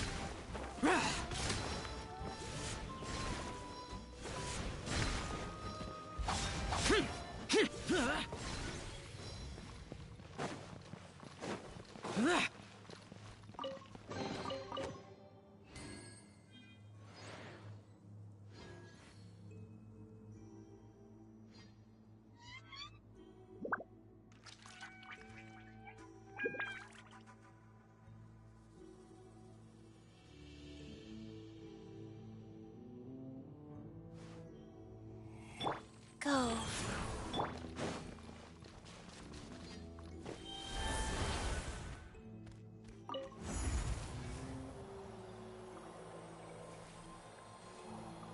Whoa, the place we need to go seems really high up.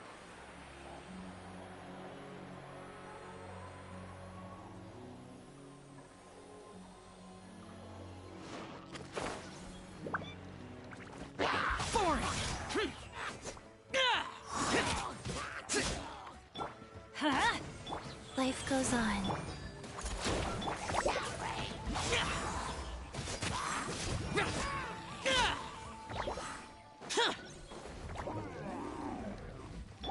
I'm going in!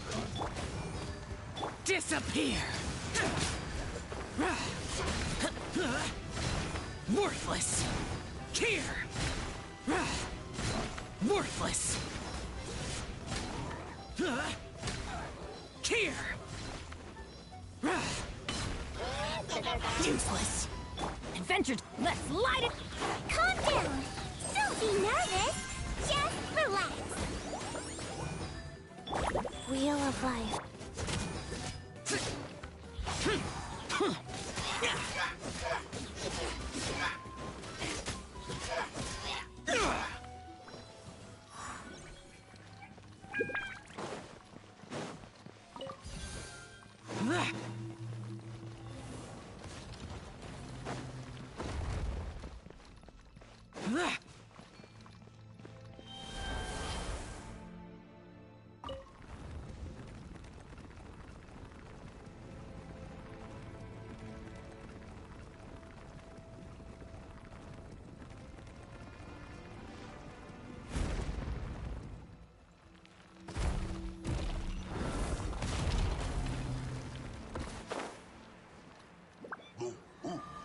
Worthless!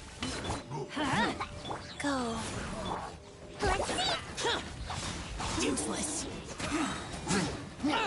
Get out of my way!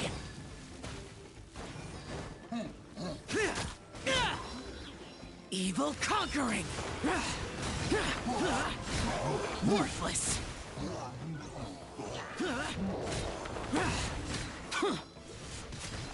Worthless!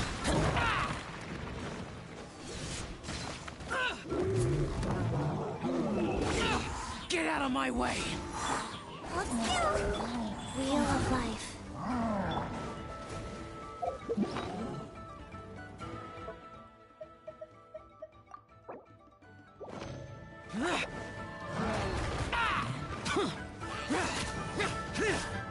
Lament! Here!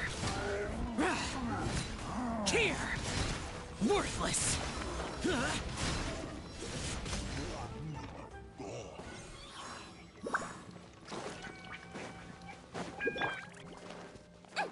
Calm down!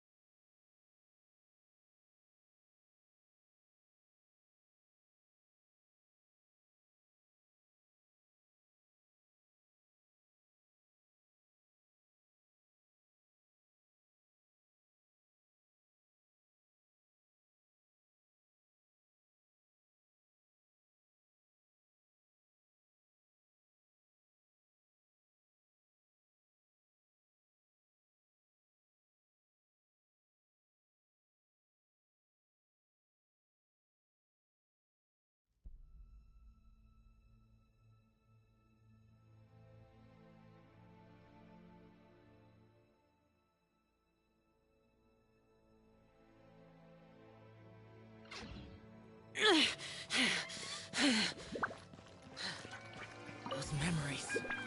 So dark.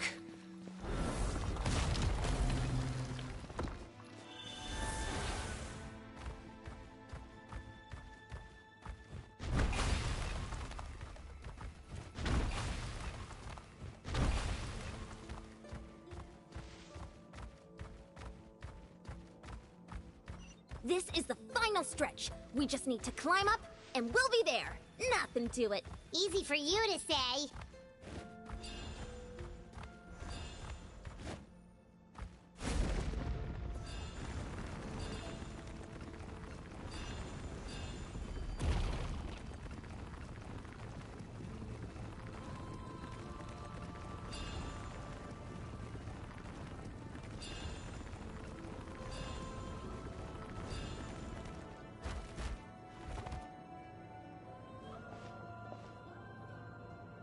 This must be the entrance the Pyro Archon told us about. The one ripped open by the Abyss. Yes. There's something in the depths of this place that feels familiar, yet also foreign. We actually have to go in there? Okay, Paimon just needs to psych herself up. Don't push her through before she's ready.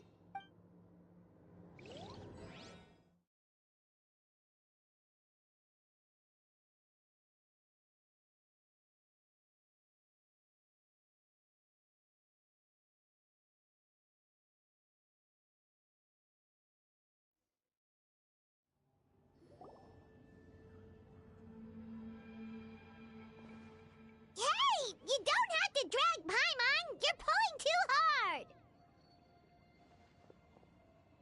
Looks like we made it. This is the Night Kingdom. It looks so different from what I imagined in the stories. That overflow of energy is probably what trapped Kachina here in the first place. From this point forward, everything we know about the real world no longer applies. Anything can happen here. Paimon's more worried about how we're gonna make it out. We obviously can't go back the way we came. Do you see that patch of light on the ground? It's shining down from that fissure in the sky. Oh yeah, right in front of us. So that's coming from up there? Oh, it's so high up. Did we really fall that far down? Just like I said, our real-world knowledge doesn't apply here. We fell all this way, yet came out completely unscathed. If this was the real world, we'd have to climb our way back up to the entrance. But here, all we have to do is stand underneath the light and offer a prayer. That's it?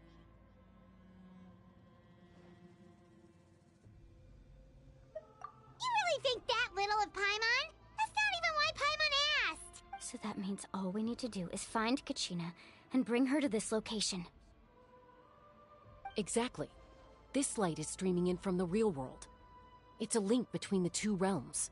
The terrain looks difficult to navigate, and the visibility's not great either. How are we supposed to find Kachina in these conditions? Yeah, these floating black things don't look super friendly either. Those are all manifestations of abyssal power. Be careful. Ghost! A talking ghost! Calm down, I'm here to help. You're the ones who helped Vichama, right? Yes, I'm Vichama's friend, Malko. I was completely lost to this realm until I sensed a mysterious power calling out to me. It's like it was seeking me out, attempting to reassemble the pieces of who I used to be. Of course, it could only do so much. I'm sorry I can only appear before you in this imperfect form. No, we should be the ones apologizing. If the Spirit Speaker's stone hadn't become corrupted by the Abyss, we could have done much more. But we had to destroy it. Otherwise, Vichama and his tribe would have been in danger. Of course. Thank you for protecting him. I never imagined that, even after all these years, he'd still take such a risk for me. Under the power of the stone, it felt like our souls were connected. Turns out even our regrets were exactly the same. Whether in triumph or death, you want your best friend by your side. Exactly. That may not be in the cards for us, but it's not too late for you. You're looking for a young girl from the Children of Echoes, right? She's being chased by an embodiment of abyssal power. I'd like to help her while I'm still in this form, so follow me. Be careful. This place has been severely corroded by the Abyss. Paimon didn't realize it had gotten this bad. It's like a seething volcano ready to engulf our world at any moment. Ouch! Quick, get back here! You can't go... Stick close to me. My power will be able to ward off attacks for the time being. Let's see! Life goes on. We won't be able to keep this up. Let's try another route. This way.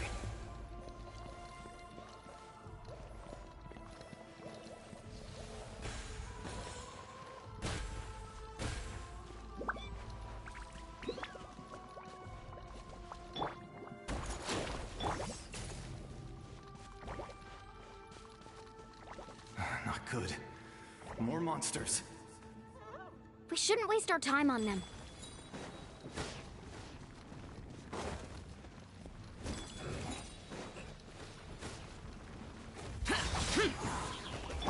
Everybody stand back! Rise.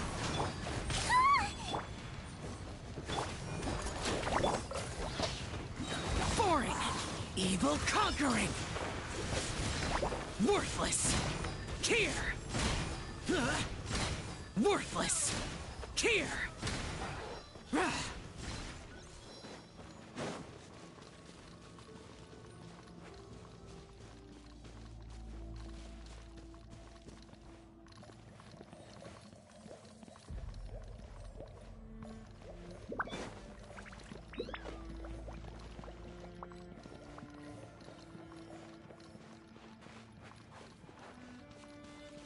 Oh, Paimon can't see anything! It's easy to get lost here. Just stick close.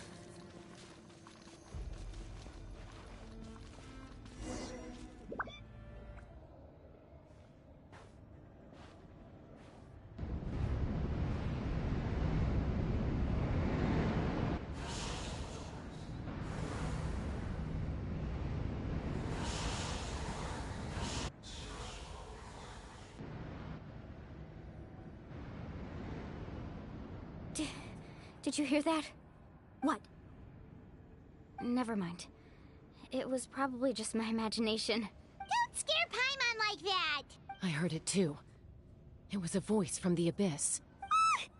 What did it say? Doesn't matter. It certainly doesn't harbor good intentions.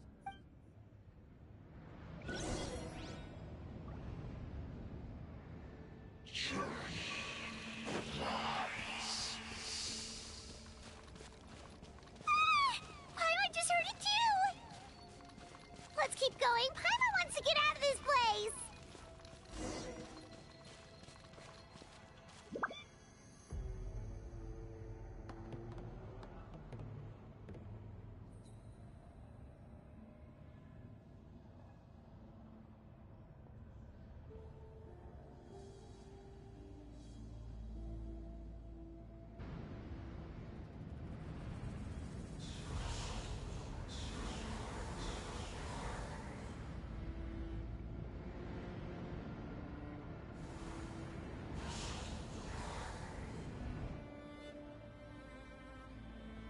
We're here, Kachina!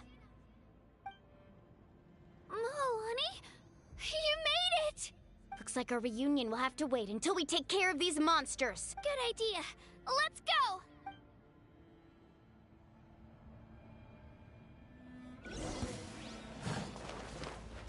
Shabam!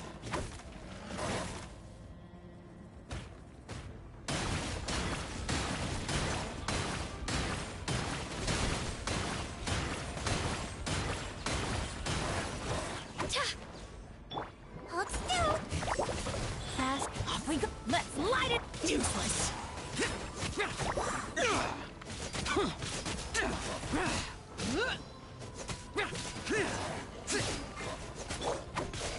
Let her rip.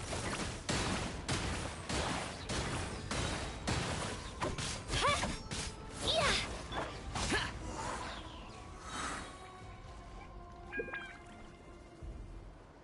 You're here! You're finally here! Thank you so much! That monster can appear from anywhere. It almost caught me a bunch of times. The Wyab's power helped keep me hidden, so I just tried to stay out of sight until you got here. Atta girl. You did so well. And most importantly, you weren't hurt. Should we start heading back then? Actually, I have a request. Will you come visit the Wyab with me? I can't exactly put it into words, but something's wrong with the Ode of Resurrection. And I know it has something to do with the contamination from the Abyss. That was the Pyro Archon's theory as well. Everything we've seen here certainly seems to back it up. In the Night Kingdom, there are 6 main totem poles representing the Wyab of each tribe. You can think of them like the body of each Wyab. Additional totem poles, like the ones around here, serve as proxies to which the Wyab can extend their consciousness. There are countless proxies scattered around the Night Kingdom. Through them, the Wyab can extend their consciousness over the entire realm and track down souls no matter where they roam. But if a proxy were to become severely contaminated, then a soul could become lost within the Night Kingdom. Judging by the current situation, I don't think we're dealing with just one contaminated proxy.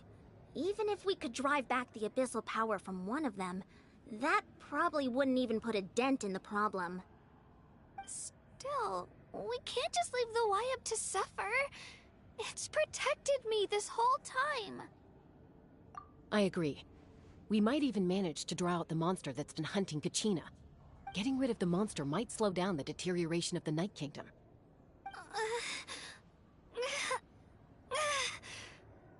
Kachina? What's wrong? Nothing. Just a headache. And that voice again, telling me to abandon the Wyab and leave this place. Maybe we really should leave. Kachina's already been here for too long. No, I'm fine. I don't plan on listening to that nonsense. I can hold on. Just up ahead. I'll lead the way. Besides, I can still fight, so please, help me out a little longer. Listen to me, Kachina. We'll come with you, but that's because we want to help the Wyab. Not because we have something to prove. You don't have anything to prove either. It's okay if you reach your limit. We'll be there for you. All right. The sooner we get this done, the better. We've already come all this way, so we might as well try to get to the bottom of this. Let's go. This way. I'll stay here and try to stall the Abyss monster. All by yourself? That's too dangerous. It's all right. I may not be as strong as that monster, but I'm definitely more familiar with the area. Besides, I don't have much time left. If you're anything like my friend, I'm sure you're not particularly fond of goodbyes. So go. Achieve your goal, and return to the world where you belong. Thank you for everything. You're a true hero. Thank you. No one fights alone.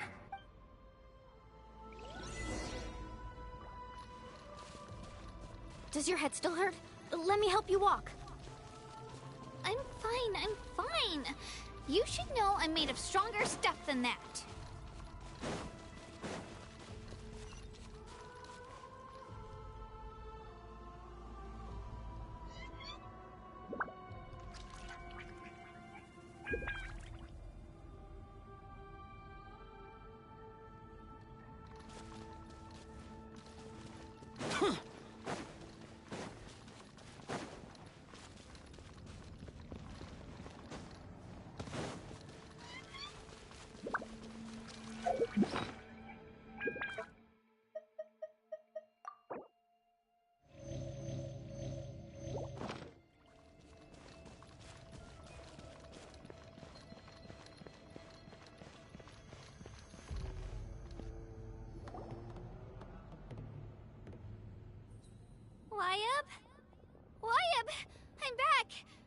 friends and I are here to heal you.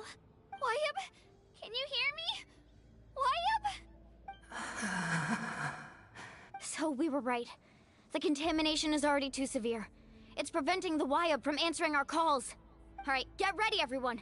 Time to purge the abyssal energy from this place. Careful.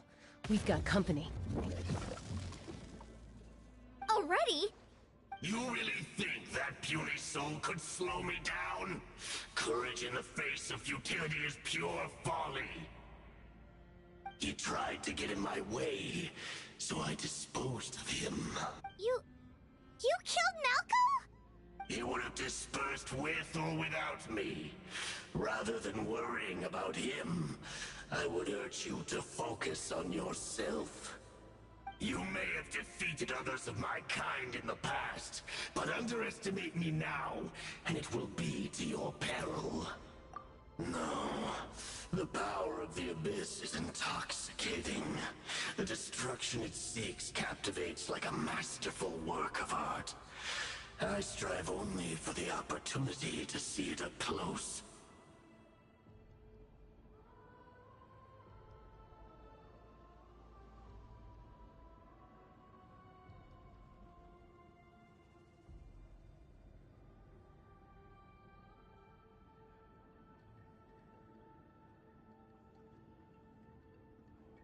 I thought this naive little girl was an exception, but it turns out humanity is full of lambs willing to offer themselves up to the slaughter.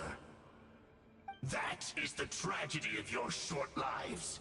You ancient names, pride, friendship, all empty ideas invented to give you a false sense of self-worth. They possess no power at all. The Pyro Archon created those grandiose ideals out of pure selfishness. Don't believe me? Then ask yourself, why is the Pyro Archon strong beyond measure, while you, Kachina, remain so pathetically weak? Kachina! Give me your hand.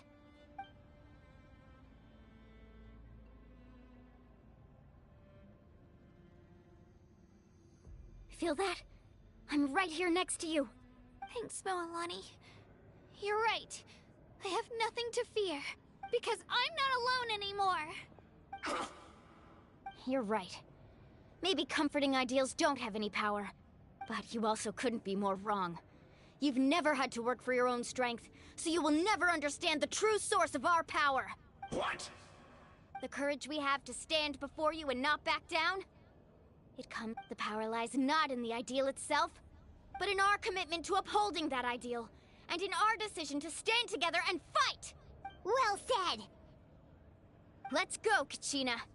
It shouldn't take more than 2 of us to handle an enemy like this.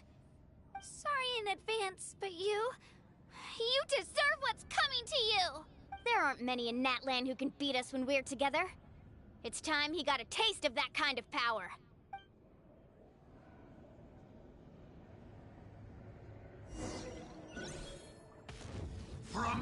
Need a surfboard?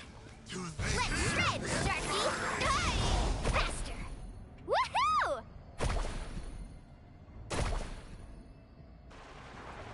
Right here!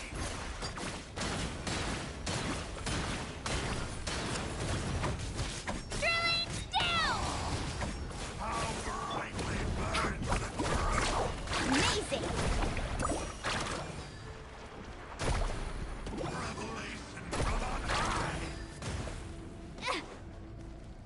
Here goes!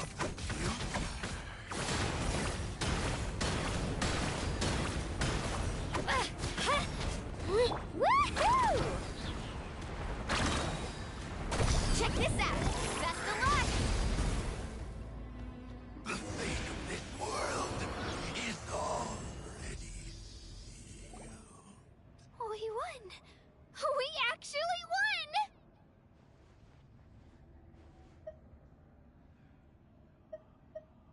That's what he gets for underestimating you two. Fantastic work, Kachina! Absolutely fantastic! This makes me so unbelievably happy. I'm happy too, Mualani. Together we really are unstoppable.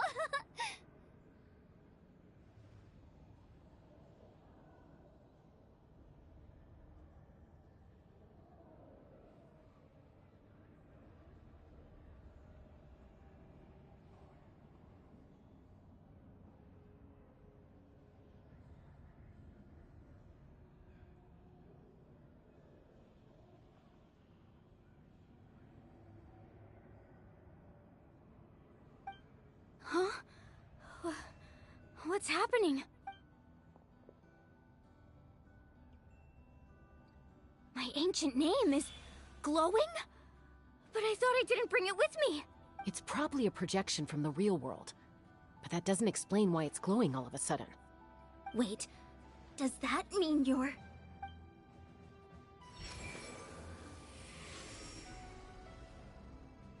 That was a bold move. Diving headfirst into the fire to save your friend, especially in a place so overrun with abyssal corruption. Still, seeing you pull it off was really something. Everything you said was exactly right. As isolated individuals, we stand no chance against the power of the Abyss. It took years' worth of scars and lots of unnecessary suffering for me to understand that for myself. The Pyro Archon's plan will unite us as one. Everyone has a part to play. Only then will we have the power to defeat... Who are you? Tupac, a warrior from the people of the Springs. I fought against the Abyss during the invasion 500 years ago. I've heard that name before. You were the giant who saved all of Natlan. Since you were able to awaken my words from your ancient name, that means you have fully embodied the aspirations of the Wayab. Under the name Umoja, you shall unite the tribes and save Natlan from its impending doom. Me? As long as blood still runs through your veins, even the tiniest spark of steel against stone can... Its blaze will become... Even amid everlasting darkness, our bonds remain eternal.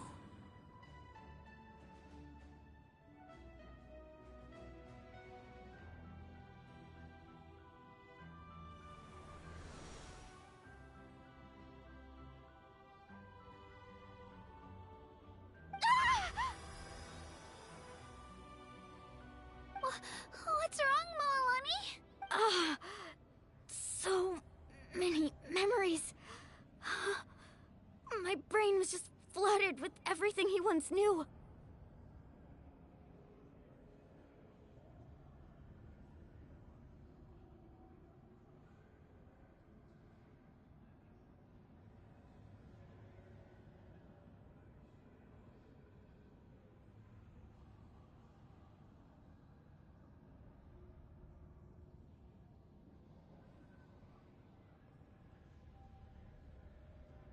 So that's what happened. What do you mean? Did you just figure something out? 500 years ago, they foresaw the very crisis we're facing now. Efforts to save Natlan started all the way back then.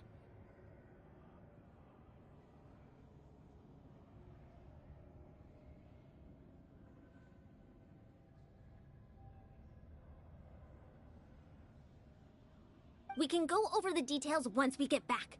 We shouldn't linger here longer than we have to.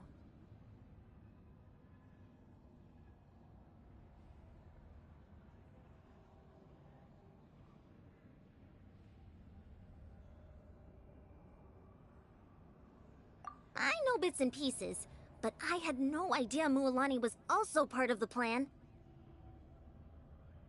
This sounds like something that's going to need a lot of explaining. Let's focus on saving the Wayab first.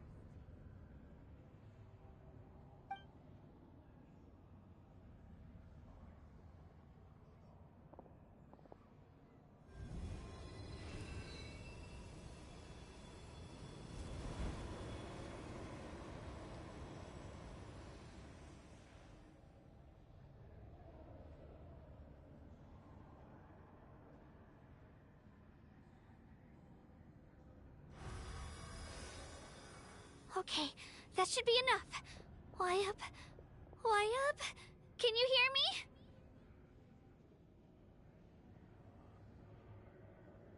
I hear your voice, Kachina, my dear child. Great. Well then, I'm afraid it's time to say goodbye. I just wanted to make sure you were okay before we leave, but we can't afford to stay here any longer. I was going to ask why you bestowed an ancient name upon someone like me, but it's okay. I'll keep searching within myself for the answer. I'll never stop trying to improve my strength.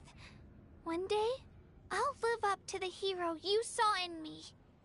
You are already an outstanding child in my eyes, Kachina. No matter what happens. Huh? You are all my most beloved children. It has always been my honor to protect and nurture you. Your ancient name is just that. A name. Much like your parents chose to name you Kachina, I also gave you a name, but it need not define you. Focus on who you want to be. You are already worthy of your name. Now, you need only devote yourself to becoming a better you. The story of your ancient name is for you to continue. Just like your parents, my love for you will never change. No matter what the future holds.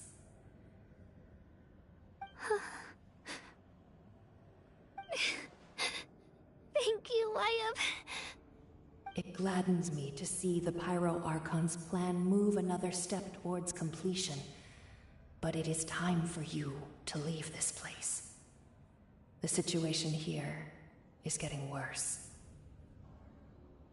Go now, my children. Save Natlan on behalf of all you hold dear. I know we've never met before, Wyatt, but I just wanted to say thank you for encouraging Kachina.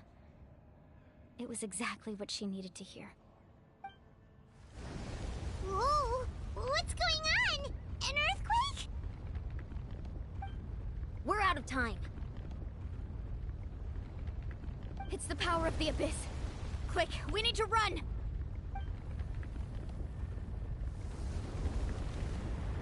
It's a Seelie! The Seelie opened the way for us!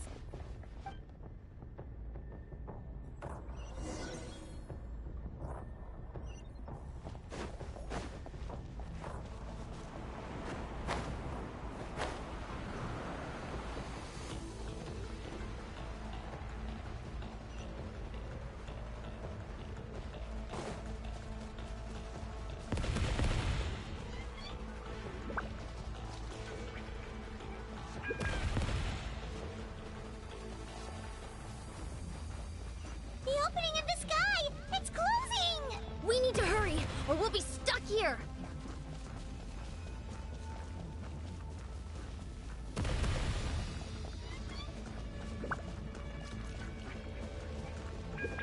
Watch out for the falling rocks! Quick, through the middle!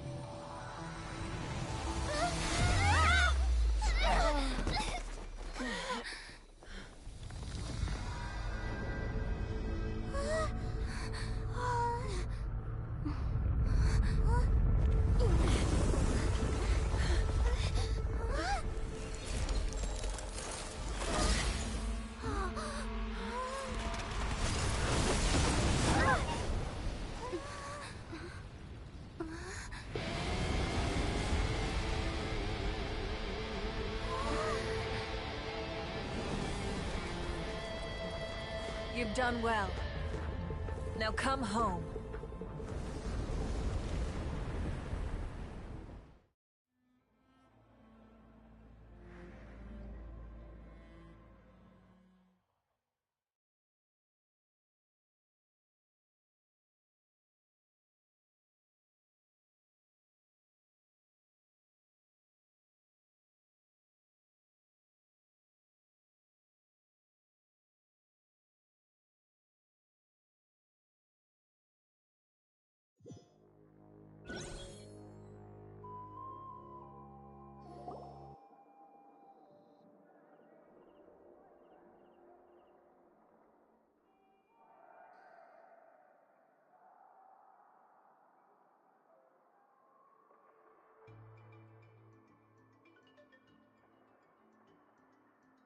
The Pyro Archon saved us. But she's not here.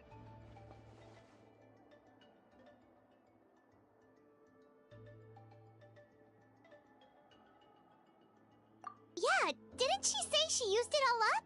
She's still in the Speaker's Chamber. What we saw in the Night Kingdom was just her consciousness. So you're saying her consciousness did all that? Every great display of power comes at a price.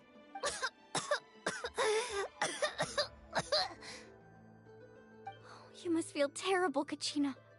Just hold on. We'll get you to a doctor soon. Let's get back to the stadium. The Pyro Archon said she'd have a doctor waiting for us. I recommend getting a full checkup, just to make sure no damage gets left behind.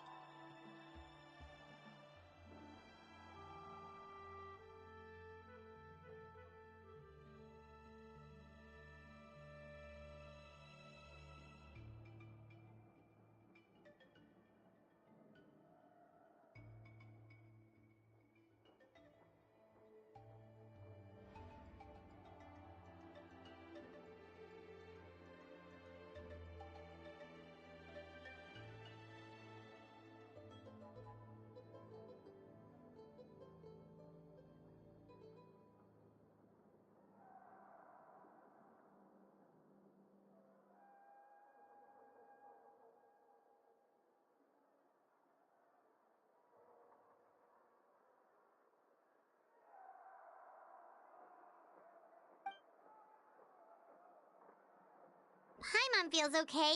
What about you, Traveler? Right. You always seem to do pretty well against the Abyss.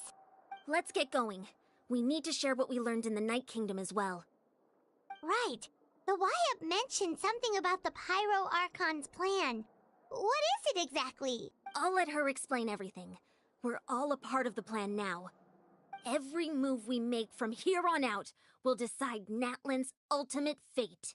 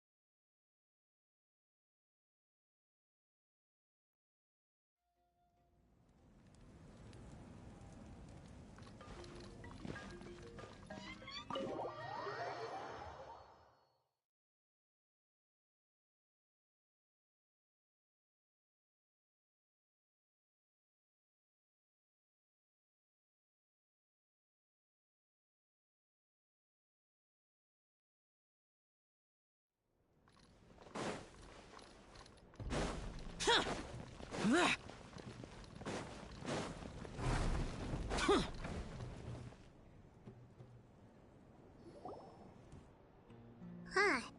There's a lot less stuff here than before. It's good to see you all here in one piece. I know you must have a lot of questions, but let Koichi check you over first. It's best not to let any lingering effects of the Abyss go untreated. Thank goodness you made it back. I came here as soon as the Pyro Archon told me about your plan. Take a seat, everybody. I'll examine you one by one.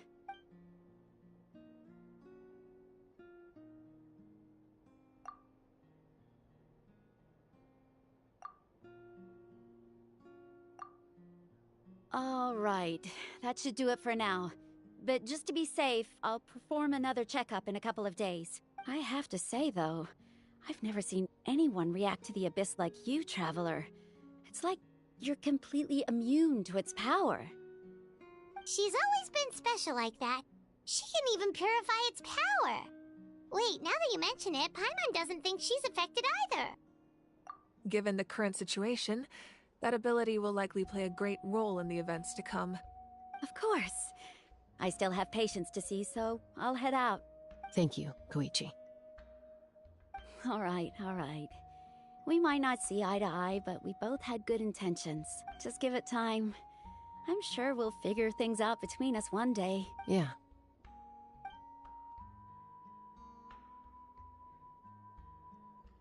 All right. There's so much to discuss, I don't even know where to begin. You've seen it for yourselves now. The devastation in the Night Kingdom. I'll get straight to the point. Natlan is on the verge of destruction. It's very possible our nation has less than a year before total devastation. Huh? No. That can't be true, can it? That's right. But I've only ever disclosed that fact to the handful of people working with me to save this nation.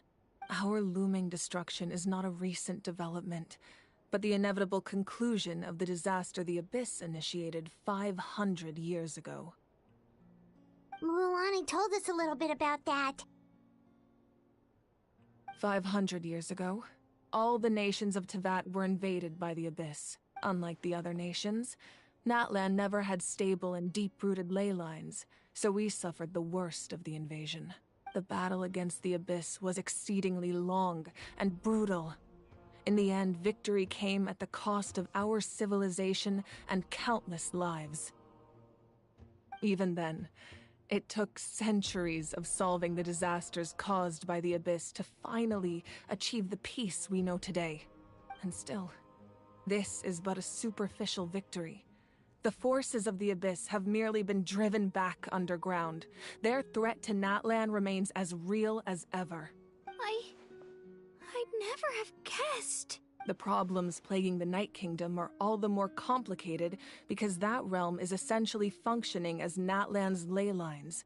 Immediately after the war, our calculations estimated that we would have a maximum of 500 years before the Night Kingdom was completely lost to the Abyss. But at that time, we were a nation of the destitute. Our people no longer believed in victory, nor did they hold hope for the future. Our civilization was dying, our faith crumbling, and the line of power passed down from the Wayab nearly severed. If we didn't bring the nation back together, it would be foolish to even dream of defeating the Abyss in the future. So, the Archon had a long and involved discussion with the heroes of each tribe, and finally came up with a 500-year-long plan to save Natlan. So that's what happened.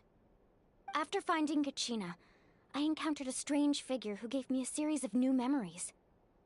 Since the plan was mentioned in those memories, I guess I've been chosen to play an important role in it. But there's still something I don't understand. Those memories showed me the Pyro Archon from back then. And it was you. Huh? But that doesn't make any sense. The Pyro Archon is supposed to be human. It's impossible for a human to live that long. That's right. The hardest thing for humans to overcome has always been time. Or rather, the natural limitations of our lifespan. A god can extend a human's life by using a certain amount of divine power, or subjecting them to a curse. But, as we all know, Natlan doesn't have gods like that. We can only rely on our own methods. A human life is like a flame destined to be extinguished. 500 years ago, I placed my life within the sacred flame. Only by dying before my time could I have the chance to wake up again. So, in other words, this is your second life? Yes. We only managed to defeat the Abyss all those years ago because the tribes came together as one.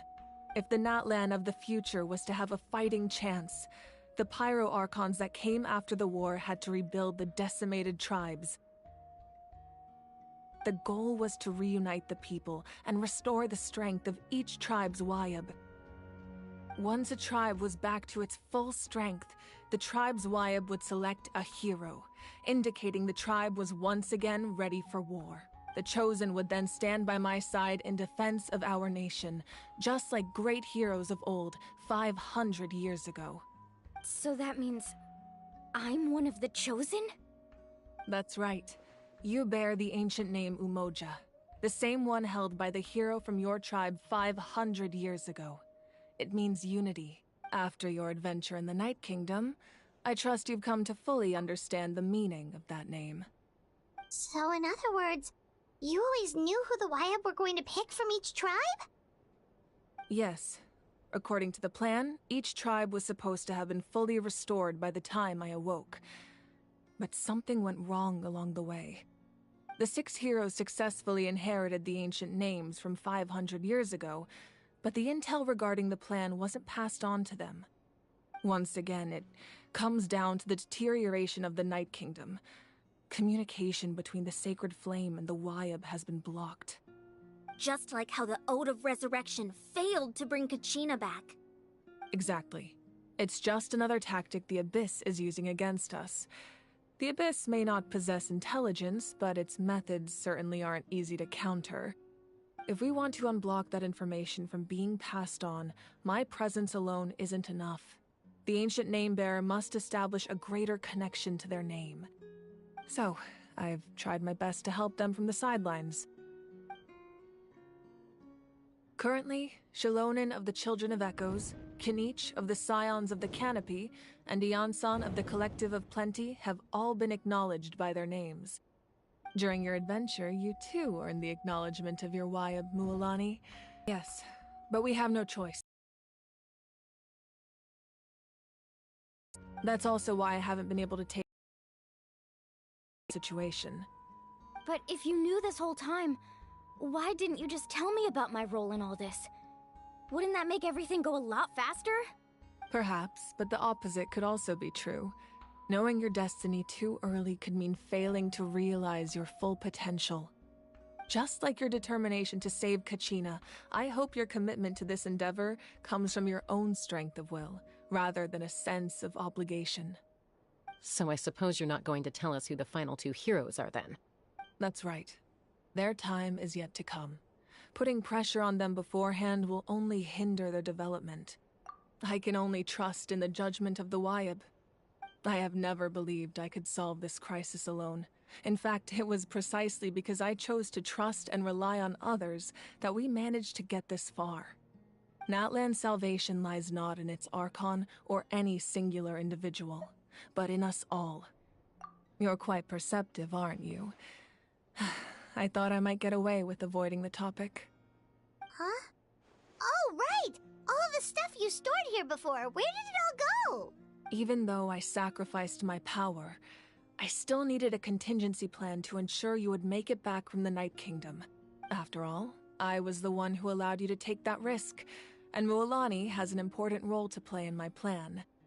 In addition to their sentimental value, the items I stored here held a much more important purpose. Fuel. Fuel?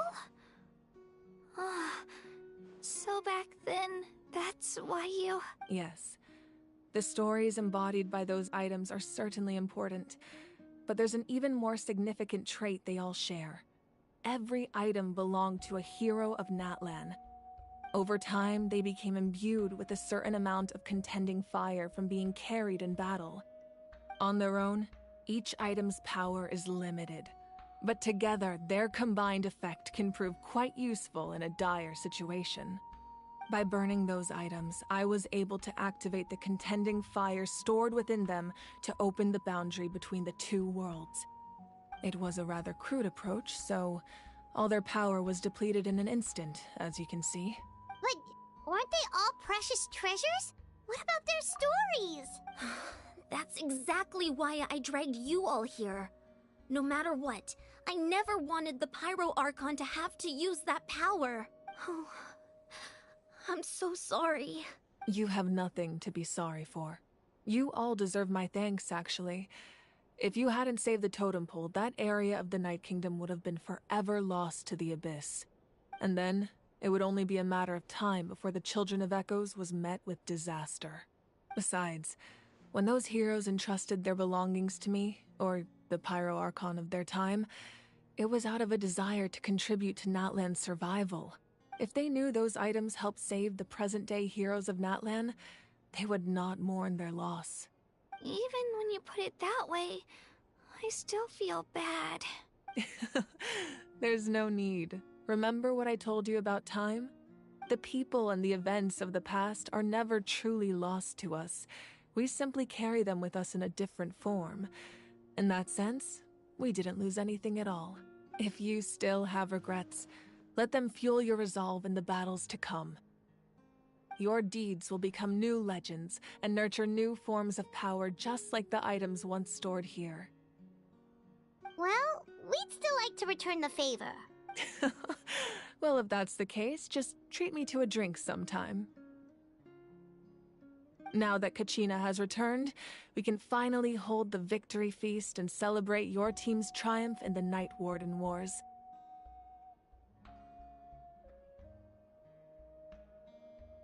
And we could all use the rest, that's for sure. Plus, you'll be able to silence everyone who doubted you once and for all, Kachina.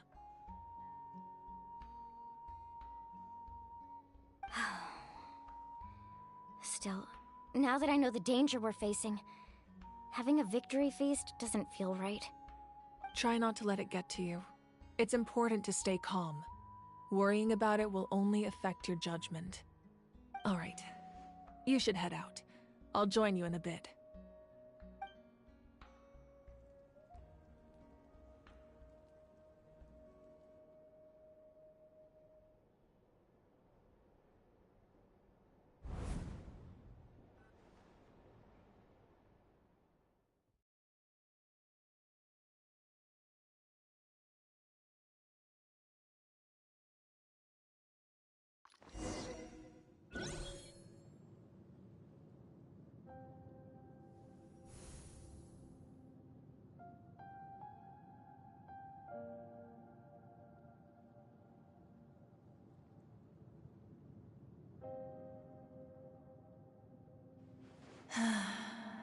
When I was young, I used to sit by the hot... The people of the spring. It's been really nice. I've witnessed their... I'm certain. Well, one day, when I'm no longer in fighting form, I'll come here and tell stories to all the children. So, you better get busy, Pyro Archon, or I'll end up running out of stories.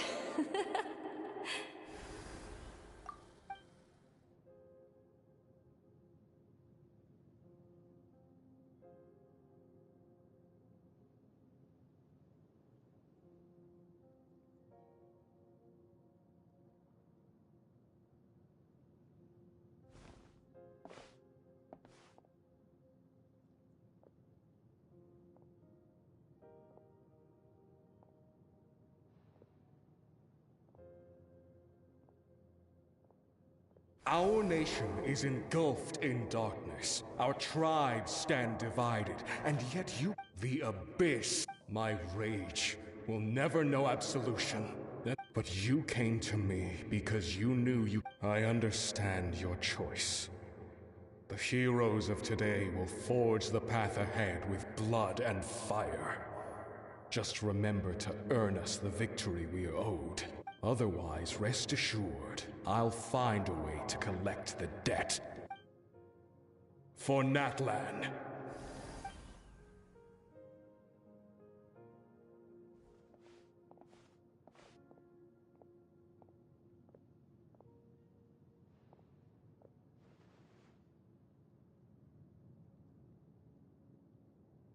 So, you're gonna head 500 years in the future to serve as the Pyro Archon again?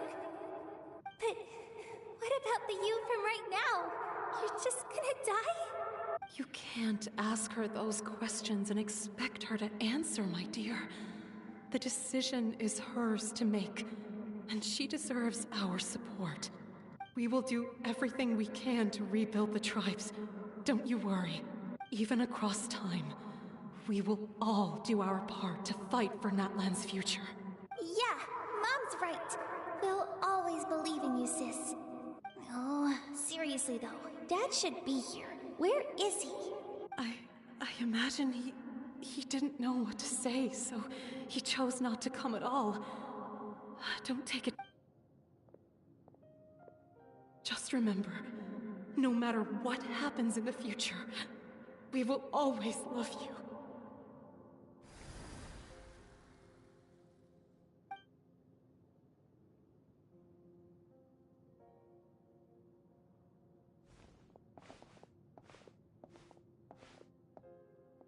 I'll come find you one day. I know I can't live that long, but I'll think of something. There has to be a way for us to meet again one day. If there's an answer out there somewhere, I'm gonna find it. So, don't forget about me.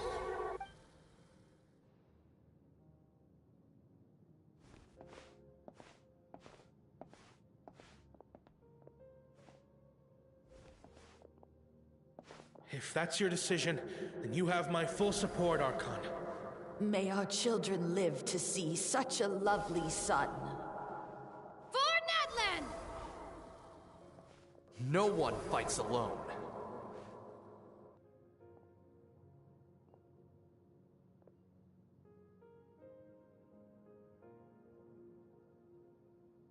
The rules are my legacy.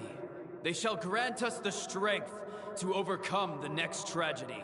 War forged the 6 tribes, taught us how to fight, instilled in us what it means to love. Who will be the one to bring this to an end?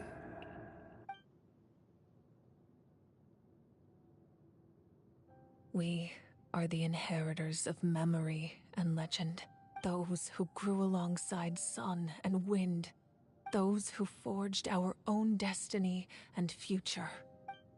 That is Natlan's fire. The lifeblood of our nation.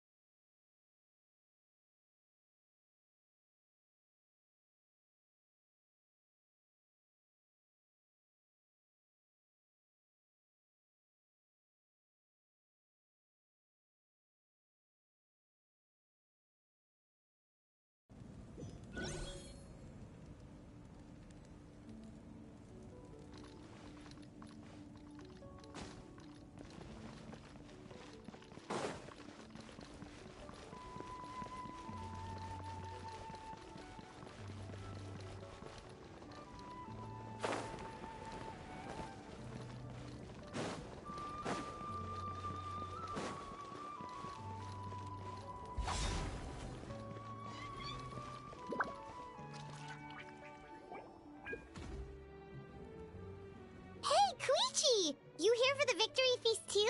Oh, no. I knew Chaska would be here, so I just came to deliver some medicine. I was about to leave, actually.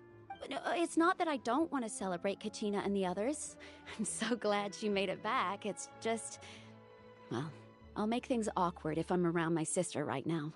Ah, well, you two had a fight, so Paimon can understand. She didn't cause any trouble during your trip, right? Yeah, she was super helpful. She gave us a lot of useful information about the Abyss. That's good. That's all I needed to know. Is there a reason you asked? You were pretty outspoken when we first met, but now it's like you're holding something back. Maybe it seemed unreasonable, picking that fight with her before you left, but I did it for a reason. Her impulse to fight is extremely strong. Her mental strength helps her rein it in, but she still loses control sometimes. I had no idea what you might face in the Night Kingdom, so I didn't want to take any chances.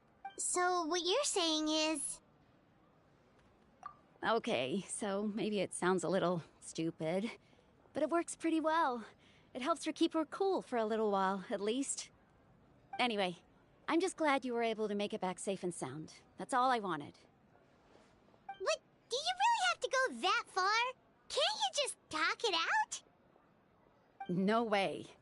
Chaska never opens up about her own pain, especially to her family. I appreciate the understanding, and don't worry. I'll find a way to help her ease this burden. Anyway, I need to get going. Enjoy the celebration. Oh, and if you ever need a doctor, you know who to find. Huh. Who would have thought there was a deeper reason behind their arguing? In the end, it's all the Abyss's fault. Paimon's had enough of them.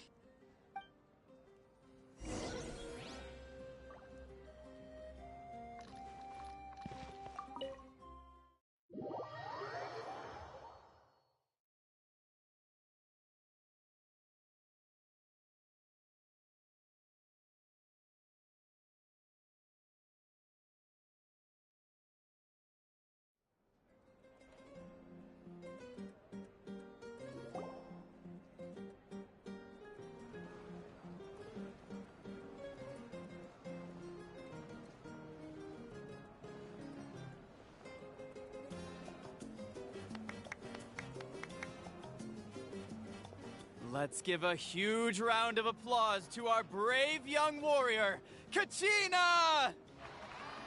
Woohoo! Well done, Kachina. Thank you, everyone. I'm so glad I finally made it. I always knew you could do it. With so much potential at your age, you have a great future ahead of you. You're one to talk. Don't think I didn't know you were the first person to abandon your team. I'll be dealing with you when we get back. I had no choice. My friend invited me. I couldn't just say no. Oh, really?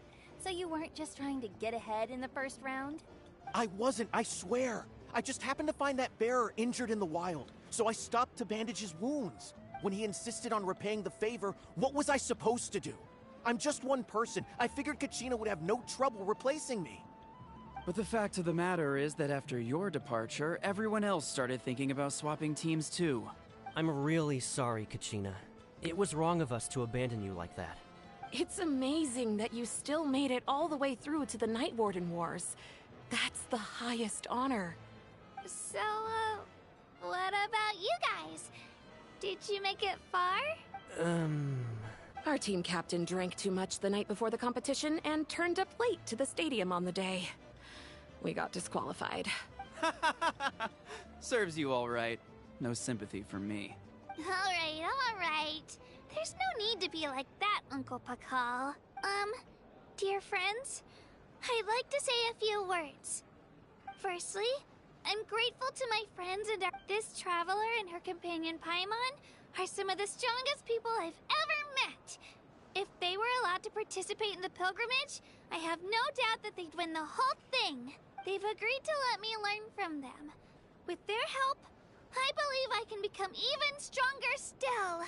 And let's not forget my good friends, Moalani, Chaska, Kanich, and Dion-san. They all helped the Traveler and Paimon figure out a way to bring me back from the Night Kingdom. They too deserve to be called our heroes. So, please give another round of applause for them. Thank you so much. Well said! I'll drink to that. How does it feel being a hero, Kachina? To be honest, it's a bit overwhelming. It all just feels so surreal. Well, you better get used to it. Next up, undefeated champion! Hey, please don't make fun of me.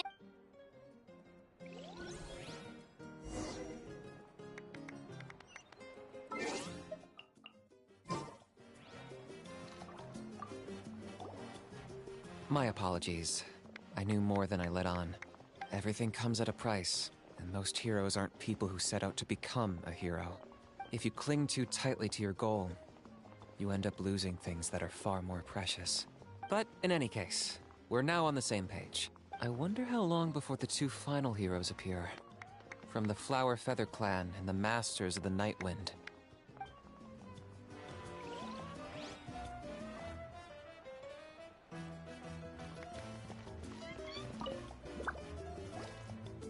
Ah, you're here. Have some fruit juice. I got it specially for you two. How did you know? That's Paimon's favorite! You look like you've still got questions. Ask away. Because they had their own lives to live.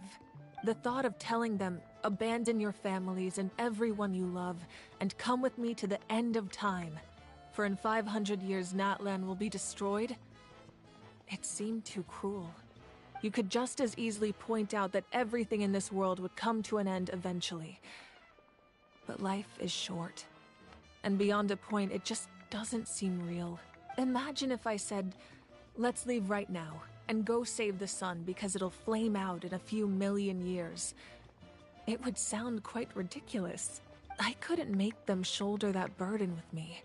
Besides, every generation will have its heroes, this one included.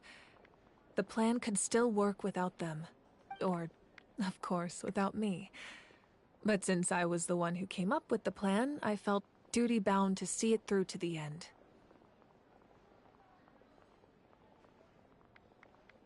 Paimon's suddenly remembering that portrait in your room. Was that your family from back then? Yes, it was. So when you asked me who my sister grew up to be, the truth is that very little information survives.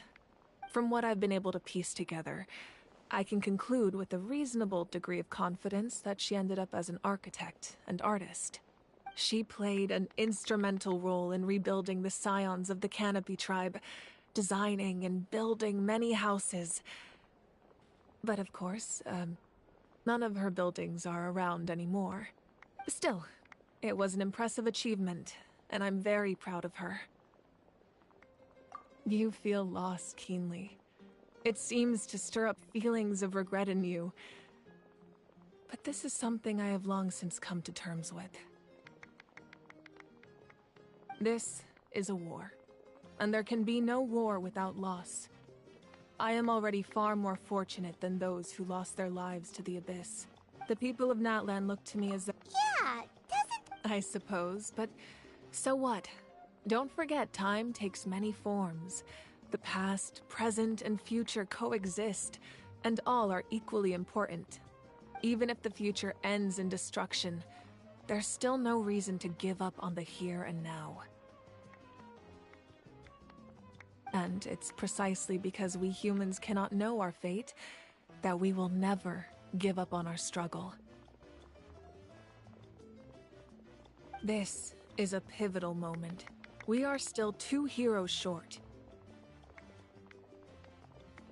Well, 3 to be precise. There's one further hero who I'm hoping to get on my side, whatever it takes. Your resistance to the corrupting power of the Abyss is truly remarkable. It would easily make you an all-important figure in the upcoming battle. If you agree to join us, you will not only gain my full support in your journey, but I will also forge a brand new ancient name for you. Ancient names can be forged? They can. Several strict conditions must be met, but if they couldn't be forged at all, then the number of them in circulation would have long dwindled to 0. Possessing an ancient name would mean that your adventures in Natlan are recorded in full. Your stories would be remembered by our people for all the years to come. The Ode of Resurrection may have temporarily lost its power, but still, take this as my personal guarantee that I shall never let you fall. Just like in the Night Kingdom, I will be there for you. That is a promise I will fulfill at all costs. This nation always honors its heroes. Yeah, we can't just ignore the situation here. Wonderful. Then I'll reach out to Shilonen right away. She's the one who will forge the name. We've never forged an ancient name for an Outlander before, but I trust she'll find a way.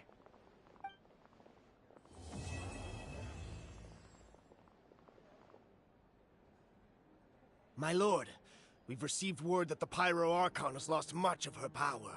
Although your injury complicates things, this is most certainly the opportune time to seize the Gnosis.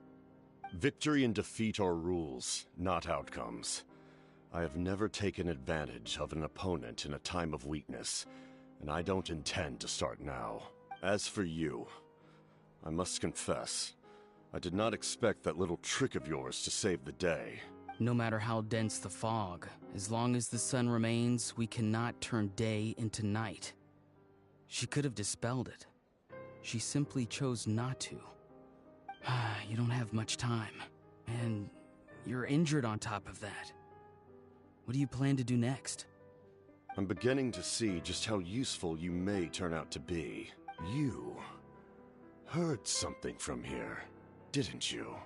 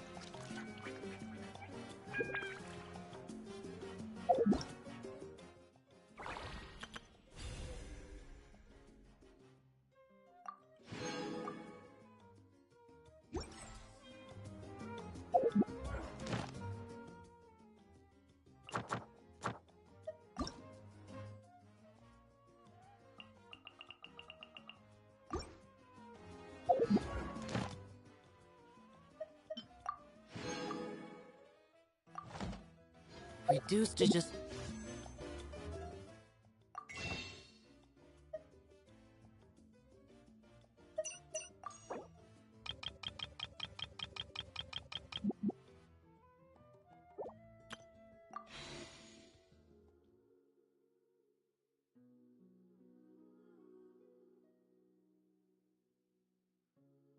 standing around. How absurd.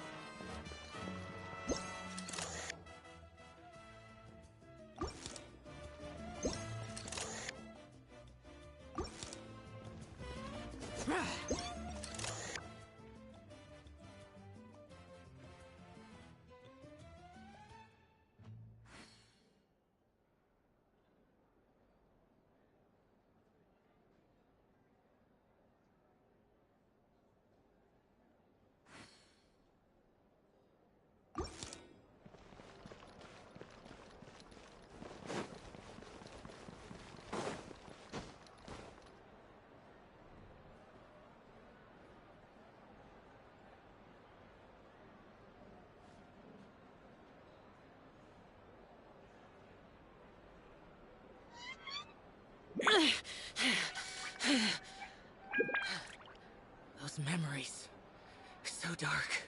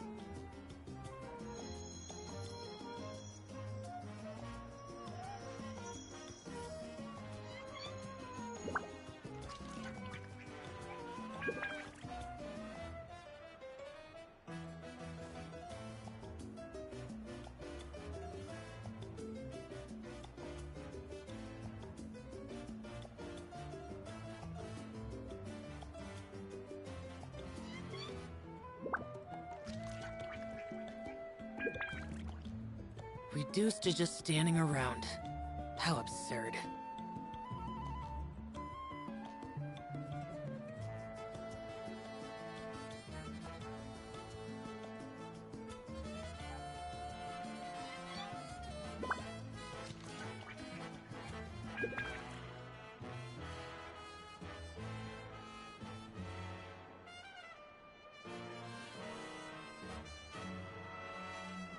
The damned will sooner die again than lay a hand on me.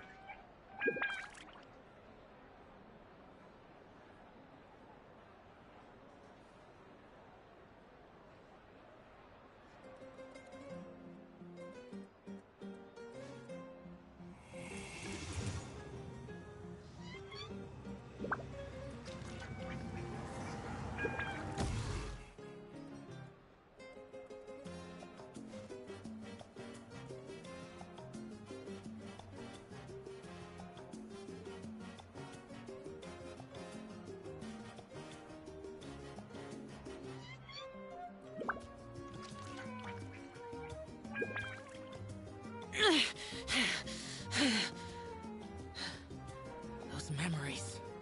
So dark.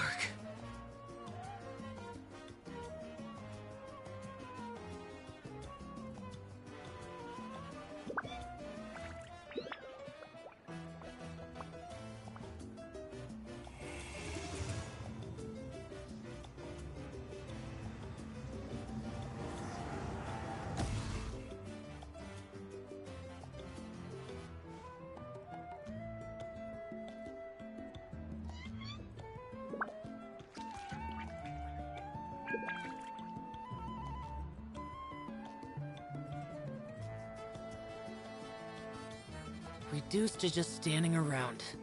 How absurd.